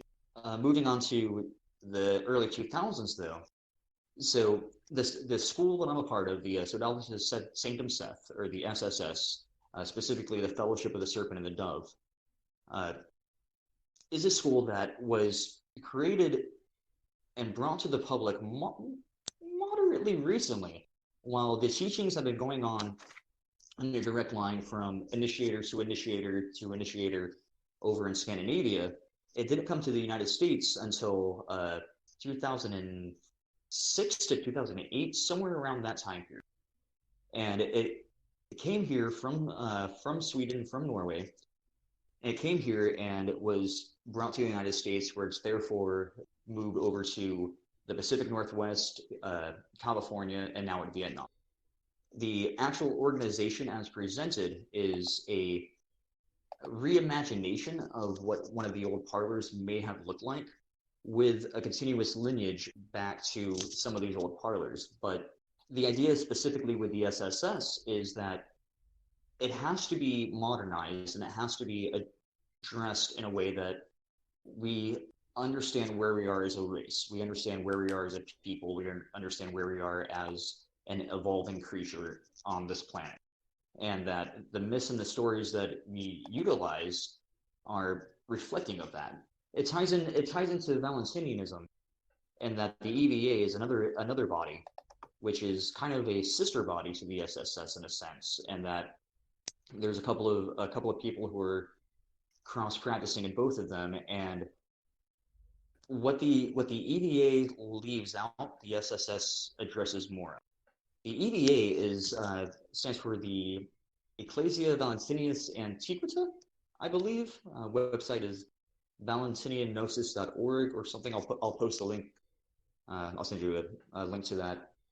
And they're far more approachable in that they have public meetings and they have a public mass. However, it's still super small. I mean, this is not a huge body. I think we have one or two priests in the United States, one of them being in Austin, one of them being in the Pacific Northwest, I believe, a priest in Canada, and then Scandinavia, a bunch of them as well.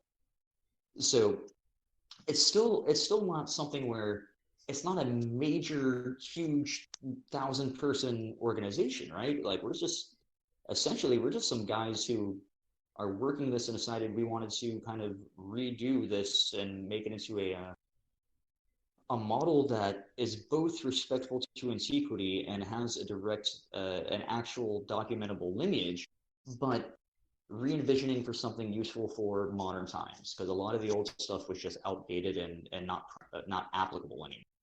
Okay, and that was that actually touches a little bit on one of the listener questions that we had, which was that the EGC, or Ecclesia Gnostica Catholica, is better known to some of us than the Ecclesia Yes, Thurgica which does. Apostolic. And they had asked how do they differ, and are there public ETA services, and if so, how would one go about finding them? So I'm actually not super familiar with the EGC. Correct me if I'm wrong, but is that the Gnostic body within the OTO? Yes. Okay, yeah. So I don't know. I am not a member of the OTO. I don't know a lot about their inner workings, and so I can't speak very confidently on the EGC. My understanding, though, is that it does work within the Thelemic cosmology. The EVA does not work in the Thelemic cosmology at all. When you go to an EVA mass, you're going to hear the saints, you're going to hear Jesus. Externally, it's going to look very much like a Orthodox or a Roman Catholic mass service. The difference there being you'll pick up on some subtle things. For instance, on the altar in the four corners, where you might be more accustomed to hearing the names of archangels. Instead, you'll hear the name of the four luminaries. Work will be done towards Sophia, towards the hidden unknown Father, the incorruptible source. But through practice, through the way that it is conveyed to the world, it's much more accessible to those coming from a Christian background, and it's a lot less off-putting or jarring. It's also accessible in that while it's not a large body with a lot of places to be able to do it, the bodies that do exist do hold the public mass, and you can easily get involved with it, emailing the local priest or local bishop, and finding out when the services are, what's going on. Okay, and how would you say that the EVA, which you said was Valentinius, how was that different than the ETA, which is the Ecclesia Thurgica Apostolic? So the ETA is actually the Ecclesia Thurgica Apostolica Rosicrucis, and that and the EVA have the similarities, and they're both Sophia based. The ETARC, however, is interesting because it's a Rosicrucian tradition, not necessarily a Gnostic tradition, and it went hand in hand with my time in the Golden Dawn traditions, and that we were working the two together. And this was back in kind of when I first started getting into Gnosticism. I was heavily involved in the Hermetic Order of the Golden Dawn and that tradition through different orders and different lodges, but was really kind of feeling that it was lacking the religious context, lacking the devotional aspect, lacking the any sort of something behind this, and it was just magic for the sake of magic. So by virtue of working through the Golden Dawn tradition, I start working through the Rosicrucian tradition and take the oath to free the world, heal the world free of charge, and blah, blah, blah, blah, blah, which led into the ITARC. The EDA is an open system.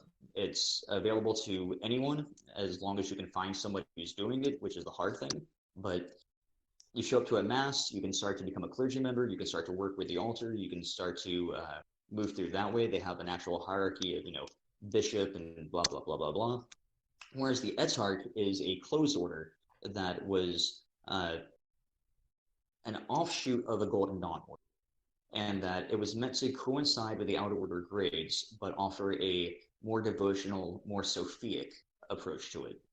And that kind of started my interest in Gnosticism, because at the research I was doing at the time, it was all very heavily in that Gnosticism was a Sophic cult. It was a Mary cult. It was about the divine feminine, and that really attracted me at the time. So I went balls to the wall on this. We did this rite of the alchemical queen and a bunch of alchemy, a bunch of healing work.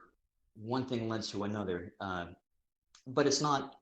I ended up leaving that organization because it wasn't what I was looking for. I have nothing bad to say about it. It's just in the same way the EVA didn't really do it for me.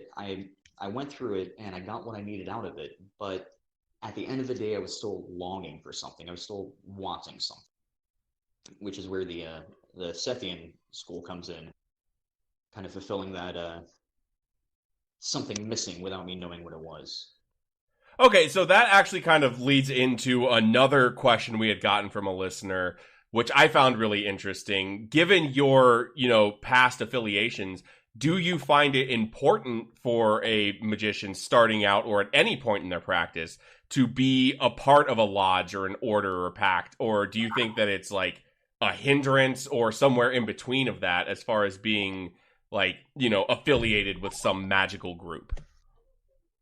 So that's a great question because it's an inherently loaded question. I feel like no matter how I answer that, I have to admit that I'm coming into it with a bit of bias because I spent the majority of my magical career from a relatively early age involved in lodges.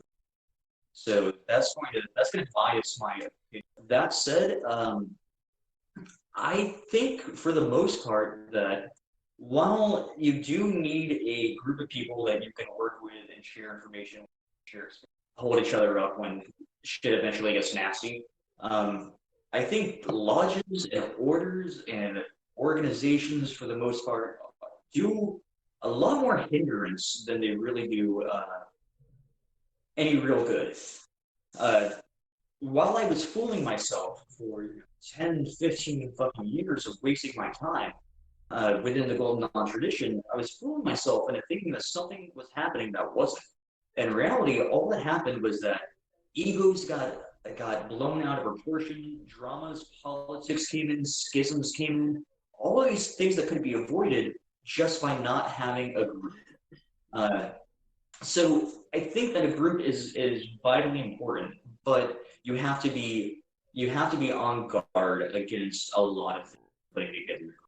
And I think the smaller is better. The internet is fantastic for this right now because we can start to do communities that we don't have to get together in person.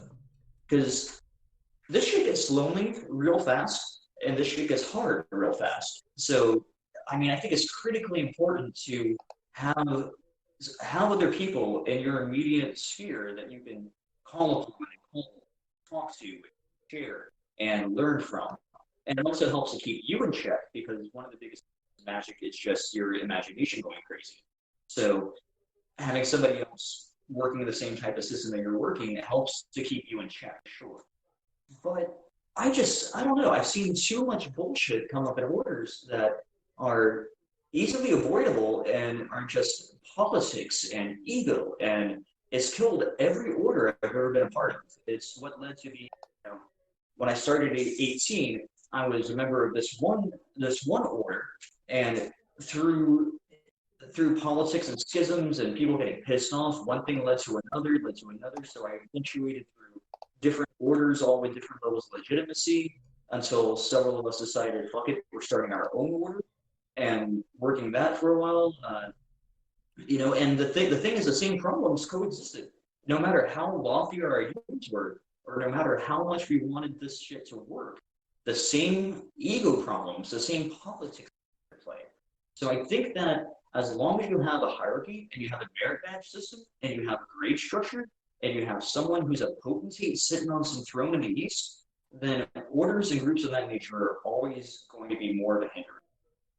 Aside from that, the practical applications of magic and devotion were not taught to me in any of these mystery schools.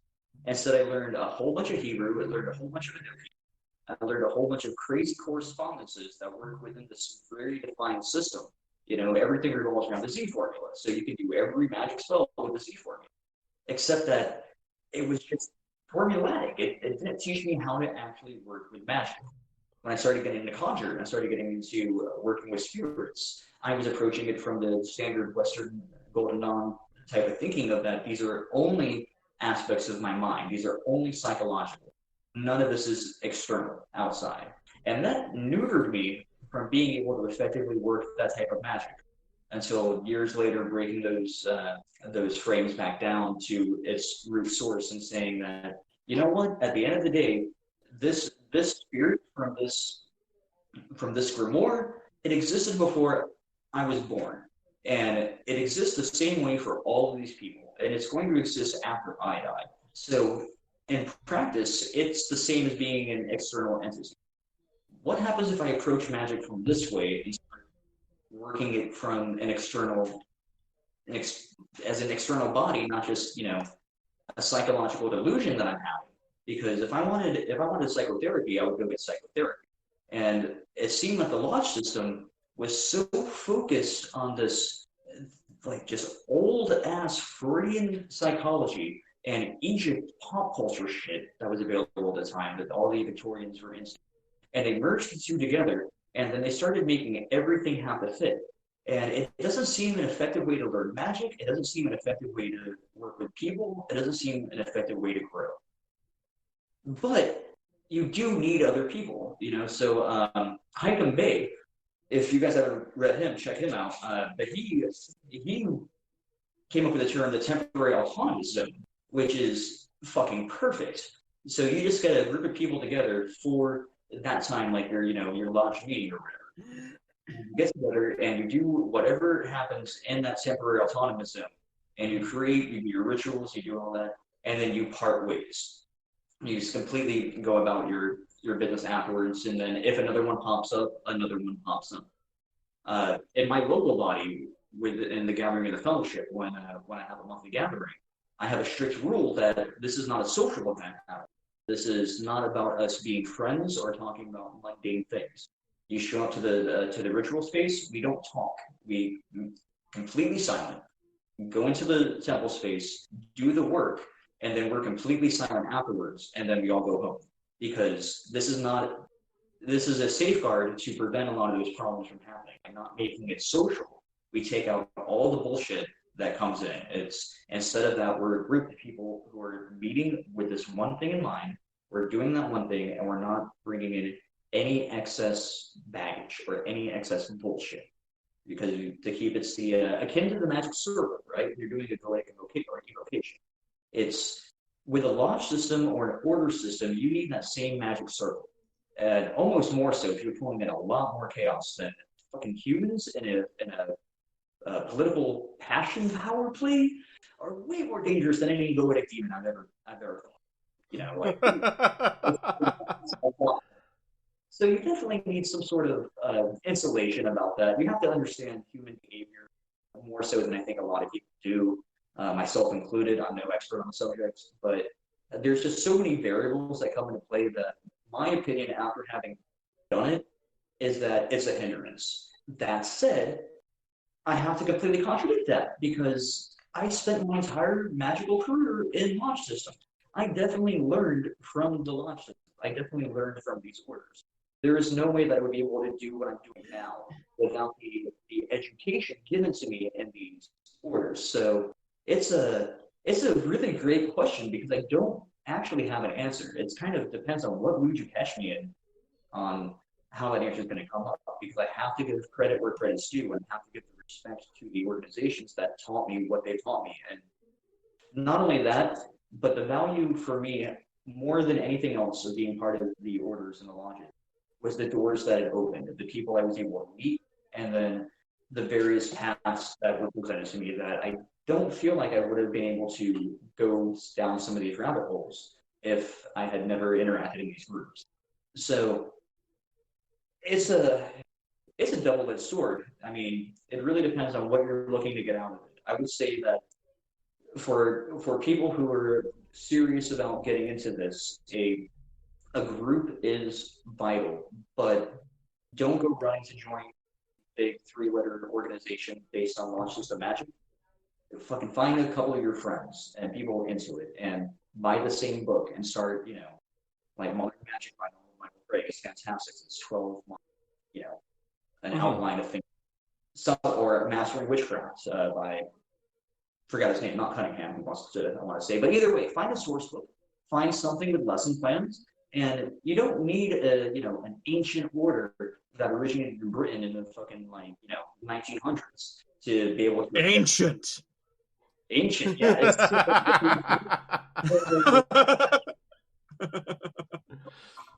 Right on. Now, before we take off though and end this, unless you guys have any more questions, I had this idea of there's a little kind of prayer that we specifically use, and I think it would give a good good framework and kind of understanding of like, what some of this devotional stuff would sound like. But I'd be happy to share with it, you guys and the listeners if that's something y'all are into. Oh, absolutely. Fuck yeah. Fuck yeah. Fuck yes. Yeah. So this specifically comes from probably my favorite devotions, and it's the same one I was talking about earlier, where the divine feminine of Marbella is coming down and speaking to her worshiper, who's kind of just in bad shape and doesn't realize she's standing right now. Come back, come home to me, you who have ears to hear. Come, you who are and are yet to be. Come, for our children have not been formed in a woman's womb, but by the initiator's hand. By him or her, circles of fire, shining water, and the closed uterus of the temple, nurtured by the sight of the tainted world and by the forbidden fruit of knowledge, strengthened by the voice of silence and thought and the burning word, hidden in the caverns of the souls, in cities and countrysides, with scholars in the auditoriums and in the pubs of the lost, wandering among the angels and the demons in the symmetrical chaos. Come to us, you who thirst for the nature of reality. Come, you who yearn for yourself. Come, brothers of the breach and broken sisters. Come, you can find no rest and can have no peace. For I come with light, and I come on wings of fire. I break through the texture of existence, and I am at the crossroads of your life. I am the light of gnosis that shines in the darkness of belief.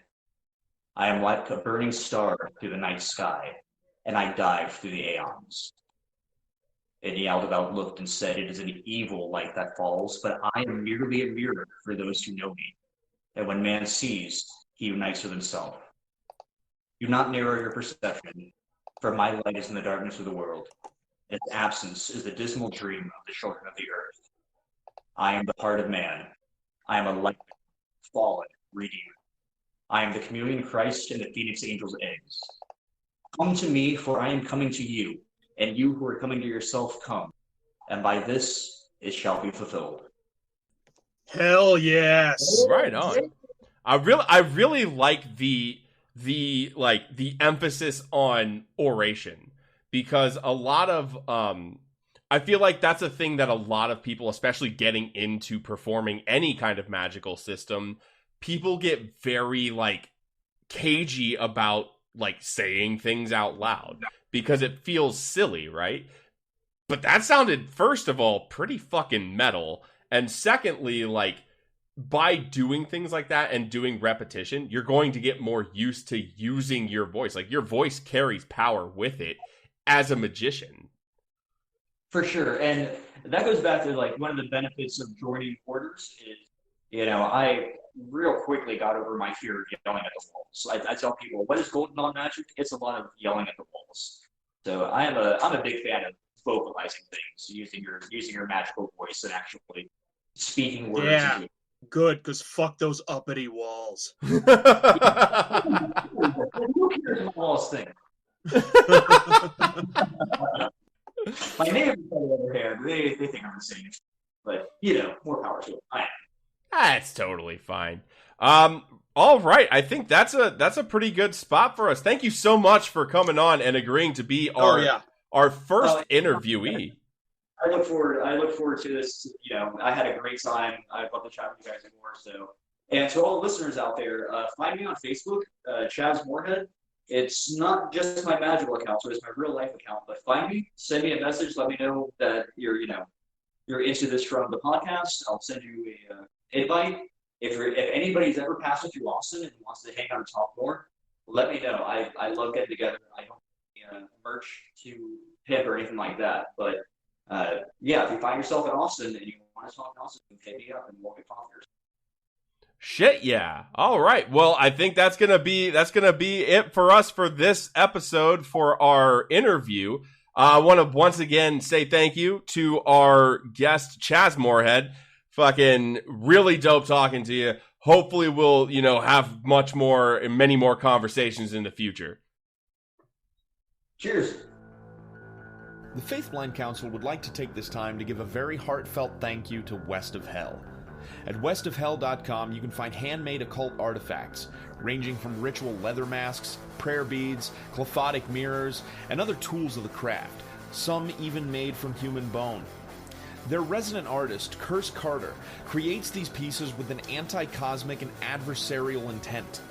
With years of experience in art forms like tattooing and leathercraft, if the tool you're looking for isn't offered, let them know. Commissions are always welcome. So go out and support West of Hell by visiting their website at westofhell.com. That's WESTOVHELL.com. All right, so that was an excerpt from our interview with Chaz Moorehead talking about Gnosticism. Really fucking cool shit, man. Like, I personally am actually, like, way more inclined to look a lot more into this. Oh, yeah. Like, it's just something that, like, A, it works really well with the paradigm that I'm working in right now anyways. And B, it's just like a fun thing you can do to kind of subvert the power of Christianity living in middle America. Right. And well, there's also the fact that you've got the whole like just looking at, there's fucking layers and shit. So there's like when you're reading these Gnostic Gospels and whatever, like you've got all of these puzzles that you can look into, and it's like, okay, did they really mean what they said right there? And so it's like this whole mental fucking like exercise going through all of these old texts. Yeah. And I think another thing that's really cool about it is like it's a thing you can use as a paradigm that doesn't necessarily rely on like doing a lot of magic. Right, yeah. There is magic there, but it's not a thing of like you have to do all of this shit all the time. It's very much an insight practice of finding things. Like you can, it's one of the things where by reading, which normally on this show we're very like, get off the fucking armchair and do some shit. The doing shit with a lot of this is reading and deciphering. It's very much a mental exercise, which to me is like very appealing because like once you get past like certain things with the mechanics of doing magic, it all kind of breaks down to doing a lot of the same shit. Like it all breaks down to like, okay, you're drumming, you're chanting, you're doing hand motions, you're saying things. Like it all kind of breaks down to that. Where, like, you can kind of autopilot through stuff, which is not a great place to be in. Like, you need something that's going to exercise your mind as well. And I think that, like, Gnosticism is a great place to do that.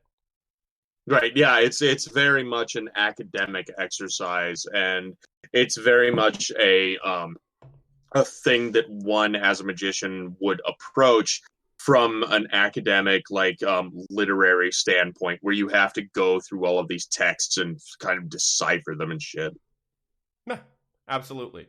So let's kind of transition here into challenges and stuff for this episode. We haven't come up with a name for this segment yet, by the way. So no, it's fucking challenges so far. Whatever, yeah. Fuck it. Challenges and stuff. So last episode we were talking about Discordianism, and the challenges were. Oh shit, dog! Did you prove the law of fives? Well, I had at least one strong association with the rules of fives to this episode of Gnosticism. I remember earlier I mentioned Philip K. Dick, and so I like revisited what I knew about him. And, you know, his event, if you know anything about his, like, exegesis and the event that he had that kind of put him down this path happened on, is 2-3-74. And obviously, you got 2 and 3. Yep. Equals 5. And 7, 4, well, if you put 7 minus 4, you get 3. If you have 7 plus 4, you get 11. 1 plus 1 equals 2. So you get 2 and 3 again. Thank you. I proved it. Boom! God damn! Boom! That's law of five shit right there. So did you keep following like proving law of fives and shit throughout the whole last however long? Were you keeping not necessarily keeping track of it? It seemed like every time I put effort into it, there was nothing there. Like I was trying to look into things. Every time I thought, oh, maybe this is a thing, it wasn't, and and so yeah, I felt kind of bad that that's like the only example I have, but that's a pretty fucking dope example. But it was like, yeah, every time it's like, oh, I gotta work on this, but it's like nothing. Yeah, too much effort into it just dissolved into nothing. No, whatever. You segued great into the next episode. That was like, that's a legit fucking dope ass law of five, like proof of theorem. Like that's dope as fuck. All right, so then on to the other challenge, consulting the pineal gland. You're such a fucking dick. I never said I wasn't. Well, I did do like a little research. I just figured the best way to do is to try to get into some sort of gnosis. Like you should just like, get into gnosis of some form. And so I kind of combined, sleep deprivation because I was suffering from insomnia anyways. And one evening, I had decided to take a small dose of mushrooms. It's not actually a full trip dose, but like a kind of more. Yeah, a little bit larger than what's a microdose is generally considered, somewhere around 2 grams, which is kind of between, and I happened to also have an Ambien and took that as well. And fucking champion. Jesus fuck Cologne. I'm contact the pineal gland by fucking force fucking it out. Well, I'm pretty Ambien I've been taking for years, so it's not something I was really too worried about. But and just decided I listened to some audio doses. If people are familiar with those, with like binaural beats. Yes. Okay, that sort of thing, and kind of just let that go. I kind of had an idea what I might do listening to it, but I wasn't certain. But what I ended up doing was, from what I remember, champion, as using my trusty Buddha board where I drew on it like a sigil and like kind of an image and try to read into it some, and then I got this so I drew the immediate image that I drew, and then I drew that onto a little card, and then I let it fade some. I got this idea to kind of let it fade so long while I was looking at it, and then draw the next image I saw after it's faded for so long, and then let it fade some more and fade the last one. And so I have 3 images, sort of sigils and images that I drew, and then I decided to do what's the exact term? I think it's auto writing or whatever. Started just kind of writing. Yeah. And automatic writing. Yeah. It did automatic writing, and with the automatic writing, I didn't know what I was gonna get, but I just started writing, and out of it, I came up with kind of an interesting connection to these 3 images, what they each kind of represent. I still don't really know how I'm going to use these in practice. I think I need to study them a little bit more, but I definitely have this clear sort of sequence of thoughts and patterns, and these this, each image has sort of a phrase and an action that goes with it, and this sort of story that I kind of wrote in that moment. So that's what I did without divulging too many details about exactly what I actually No, that's wrote. fucking dope. Yeah. That's, honestly, that was very much a me just kind of throwing out the impossible, right? Yeah, and you know what? The contact that little nubby thing inside of your fucking brain. All right, well, I'm gonna eat a bunch of fucking chemicals to do it. You do it. Good job. Proud of you. That was very Chemical sleep deprivation. Yeah, it was. Well, yeah. Yeah, 6 of one, half a dozen of the other. Like, it's fine. That was very much me just kind of being an ass and like good job dealing with me, I guess is how I would put that. Yeah, right? So what talking do you have for a challenge for Gnosticism? Well, before I forgot my notebook. Oh well. Before we get into that, I wanted to quickly revisit the divinations that we had done. Oh yeah. And see how those kind of applied. So my reading had to do with family or dealing with movement or travel, but maybe not necessarily physical movement. Well, I tripped, so does that count? She went to space. I'm counting it.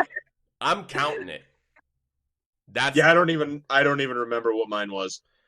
I don't remember mine either. Yours, Cologne, had to do with the word orphan. Oh yeah, that's right. Yeah, yours had to do with the word orphan. I may have misread that one. I don't know. And then Yara, I can't remember what yours was either. It was it was kind of like a not boilerplate, but like it. I honestly can't even remember what it. Good enough. Whatever. Yeah, whatever. Mine was on point, dude. You got it. Good job, bud. I'm just saying. And money wasn't an issue, so nailed it. So let's get into talking about fucking challenges for Gnosticism. Yara, what have you got for this one? All right. So this is going to be a bit difficult. It's a reading requirement, sort of. So we're taking the concept of Gnosticism and how there's hidden allegories and shit like that. One person who is considered like a modern Christian mystic would be C.S. Lewis. Oh, yeah. So I would like you to read some of his apologetic readings with a Gnostic slant. Okay. So if you would read like the Screwtape letters and see those from a Gnostic slant, from like what you've read from the text that we've already given you from this, and see what you can gather as far as new information, using the texts of a more modern Christian mystic. Okay. All right. That's cool. Mine is also it's not necessarily a reading requirement, but like doing research for it will help. And it has to do, again, with the Gnostic concept of illuminaries. And what I want you to do is I want you to find modern examples of illuminaries. Okay. So what an illuminary was, for anyone who don't like Elileth, I had mentioned that earlier. As a luminary, what they did was they came down from the source or from Sophia in order to give us information. Elileth is, according to Gnostic tradition, one of the luminaries that provided us with the information of magic and the information of coming back to the source. And it's from it's supposedly been said that they corrupted the name, and that's where we get Lilith. But regardless, it's what a luminary is one who came from above through the source, Barbello, or through Sophia to come and give us information. Okay. When you say modern, how modern are you talking about? Anything that wouldn't be the classical examples of luminaries. So like Elileth, right? Let's just go with that one, right? Think of a luminary as like a herald, and like heralds, they showed up and they passed information from the idea that like you can't hear God's voice directly because it will destroy you. Okay, well, I guess my question is more like timeline wise, what you consider modern. Okay, so like even fucking with, so that way textually we don't have fucking fragments of their writing.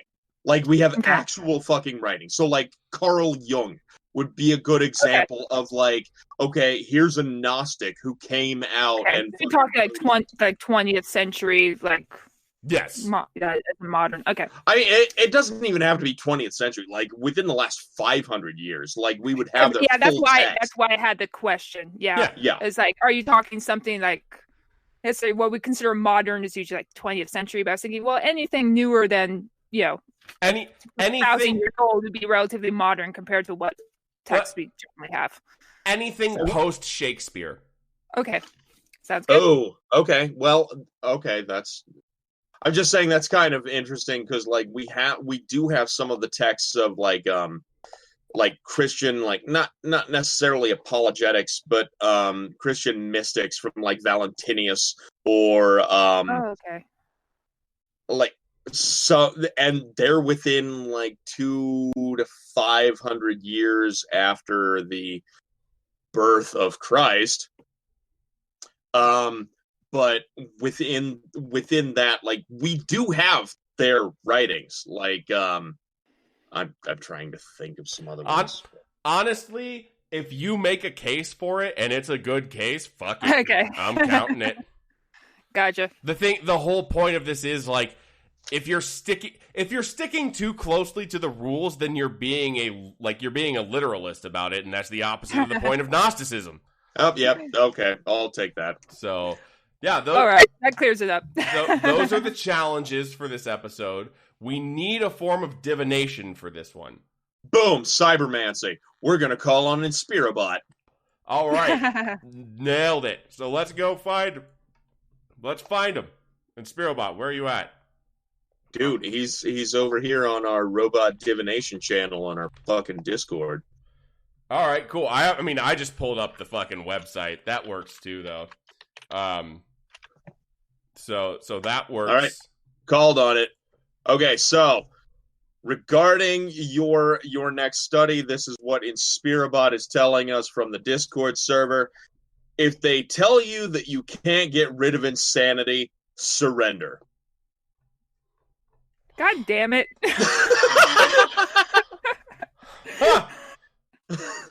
So you're going to go to a very fun and interesting place, Keelone. Huh. All right. Let me get one up here. We'll see if it pulls here. I'm failing at finding back. Okay, here we go. Here's what Inspirabot is saying. Would you be happier if spies broke free? Ooh, no, that's a good one because like spies and the whole like going under the current and everything and like yeah, like that. That one is secret information. That one is about discovering things that are luminary that would be like hitherto unseen as that. Like they wouldn't be considered that, but you're gonna find something and be like, oh my fucking god, this is like what the shit. You're gonna find, you know what it's gonna be? You're gonna find like evidence to support the claim that Randy Newman is a luminary. And he hated short people. So maybe there's something to that. He was talking about mental midgets. You don't use that word. All right, Cologne, what do you got? Okay, and enter. Enter down. Oh my god. Well, this is almost too perfect. It's be cynical. Don't just cry.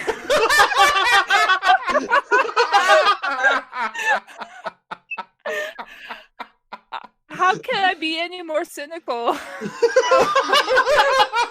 Oh, new depths I must reach. Don't cry about it, though. Oh my god. So what do you glean from that, Cologne? would do. Yeah, I guess. Maybe stop caring about things so goddamn much.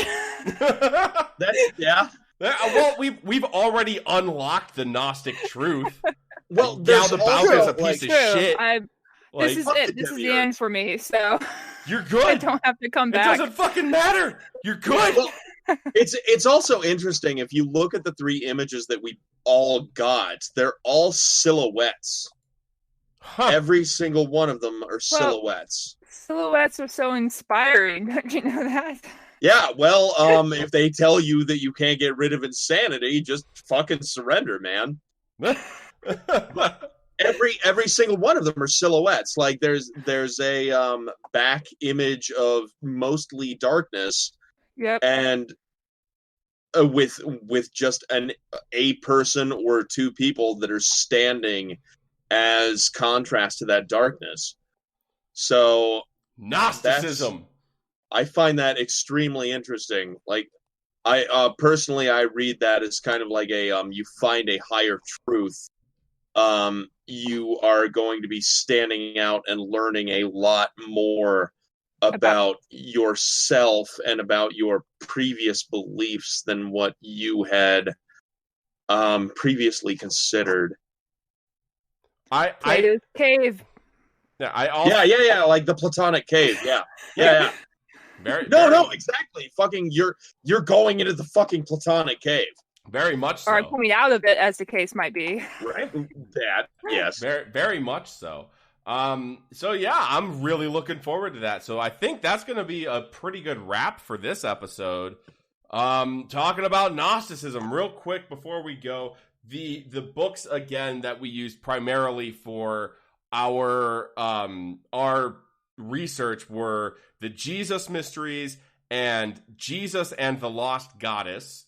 Additionally, Chaz Moorehead, our guest for the interview, had suggested picking up a copy of The Key, and we also would recommend getting a hold of a copy of the Gnostic Bible. Oh, fuck yeah. The Gnostic Bible is fucking phenomenal. So those are like the books that we are recommending if you're interested in Gnosticism at all. I personally am going to be taking a dive on this for sure.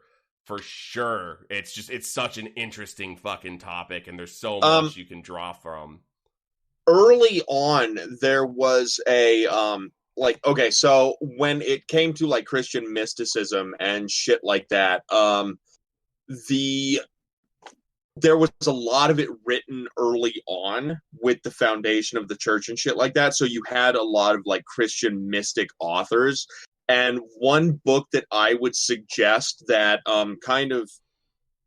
it's kind of an editorial thing. So they took a lot of like they took a lot of works from different Christian mystics at the time and compounded it into one book, and that is The Essential Writings of Christian Mysticism, which was edited by Bernard McGinn. Okay.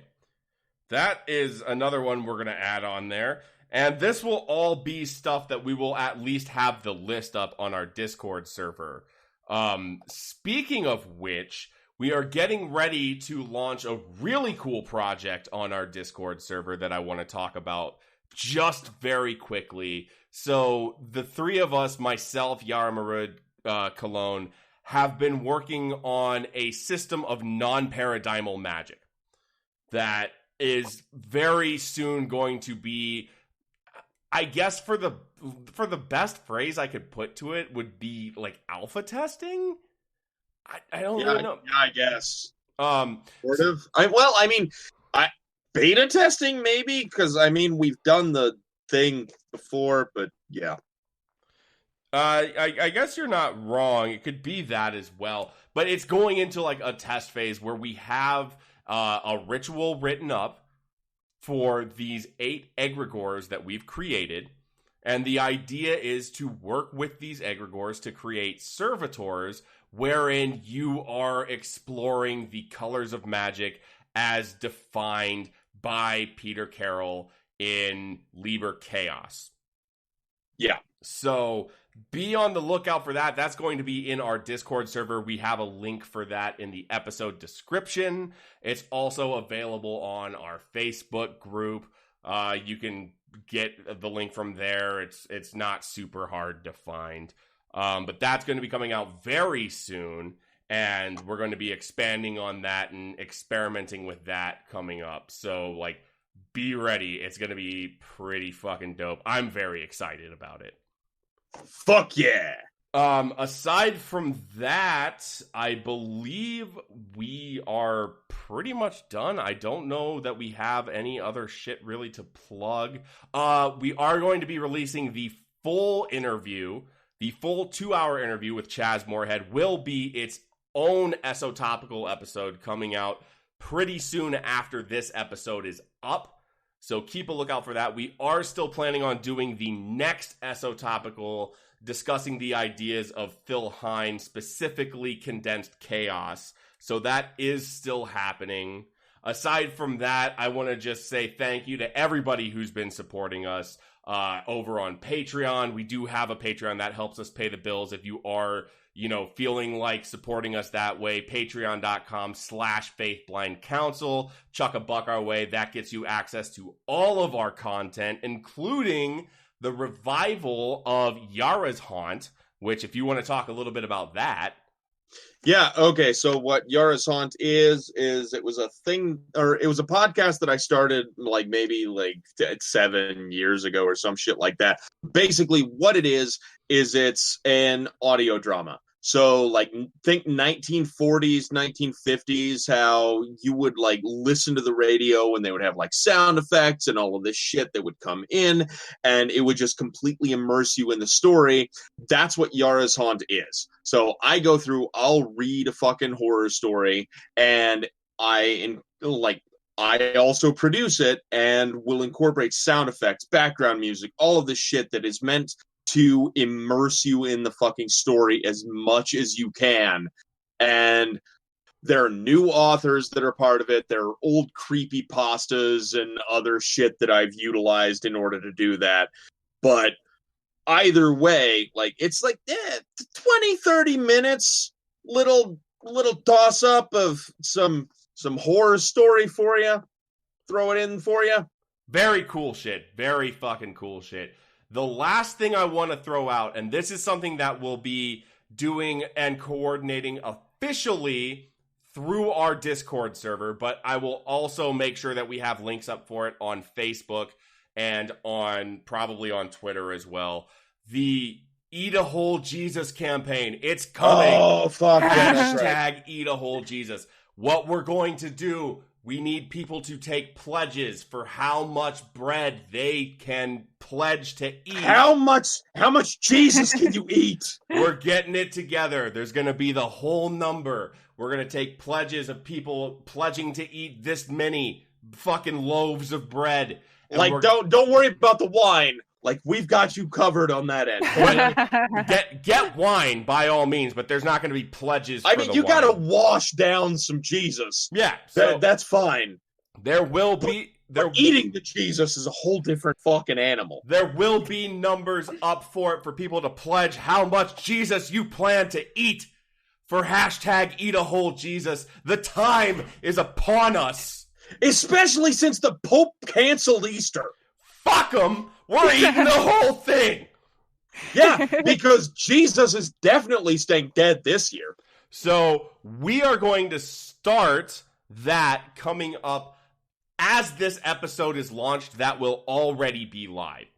So be ready for that shit. It's going to be dope. We're going to have Eat a Whole Jesus. We're going to plan for it to be the Sunday after Easter. Yeah. That is the day that you eat the whole Jesus. It's going to be fucking amazing. Just throat the Christ. Aside from that, I want to say a very special thank you again to everybody who's supporting us, even if it's just fucking listening to us ramble about some dumb shit for a couple hours. Thank you guys so much for being here. The last thing we have to throw out is a real quick hail scafuckle. Hail scafuckle! And aside from that, we will be back next month with some new content for you. Thank you so much. We're going to get out of here right now. Peace! Be seeing ya. This has been a production of the Faith Blind Council. Please consider supporting us on Patreon at patreon.com/faithblindcouncil. We would also like to thank our sponsors. You can support us by supporting them. You can also contact us on Twitter at FBC Podcast, the number 1, on Instagram at FBC Podcast, and via email at faithblindpod@gmail.com.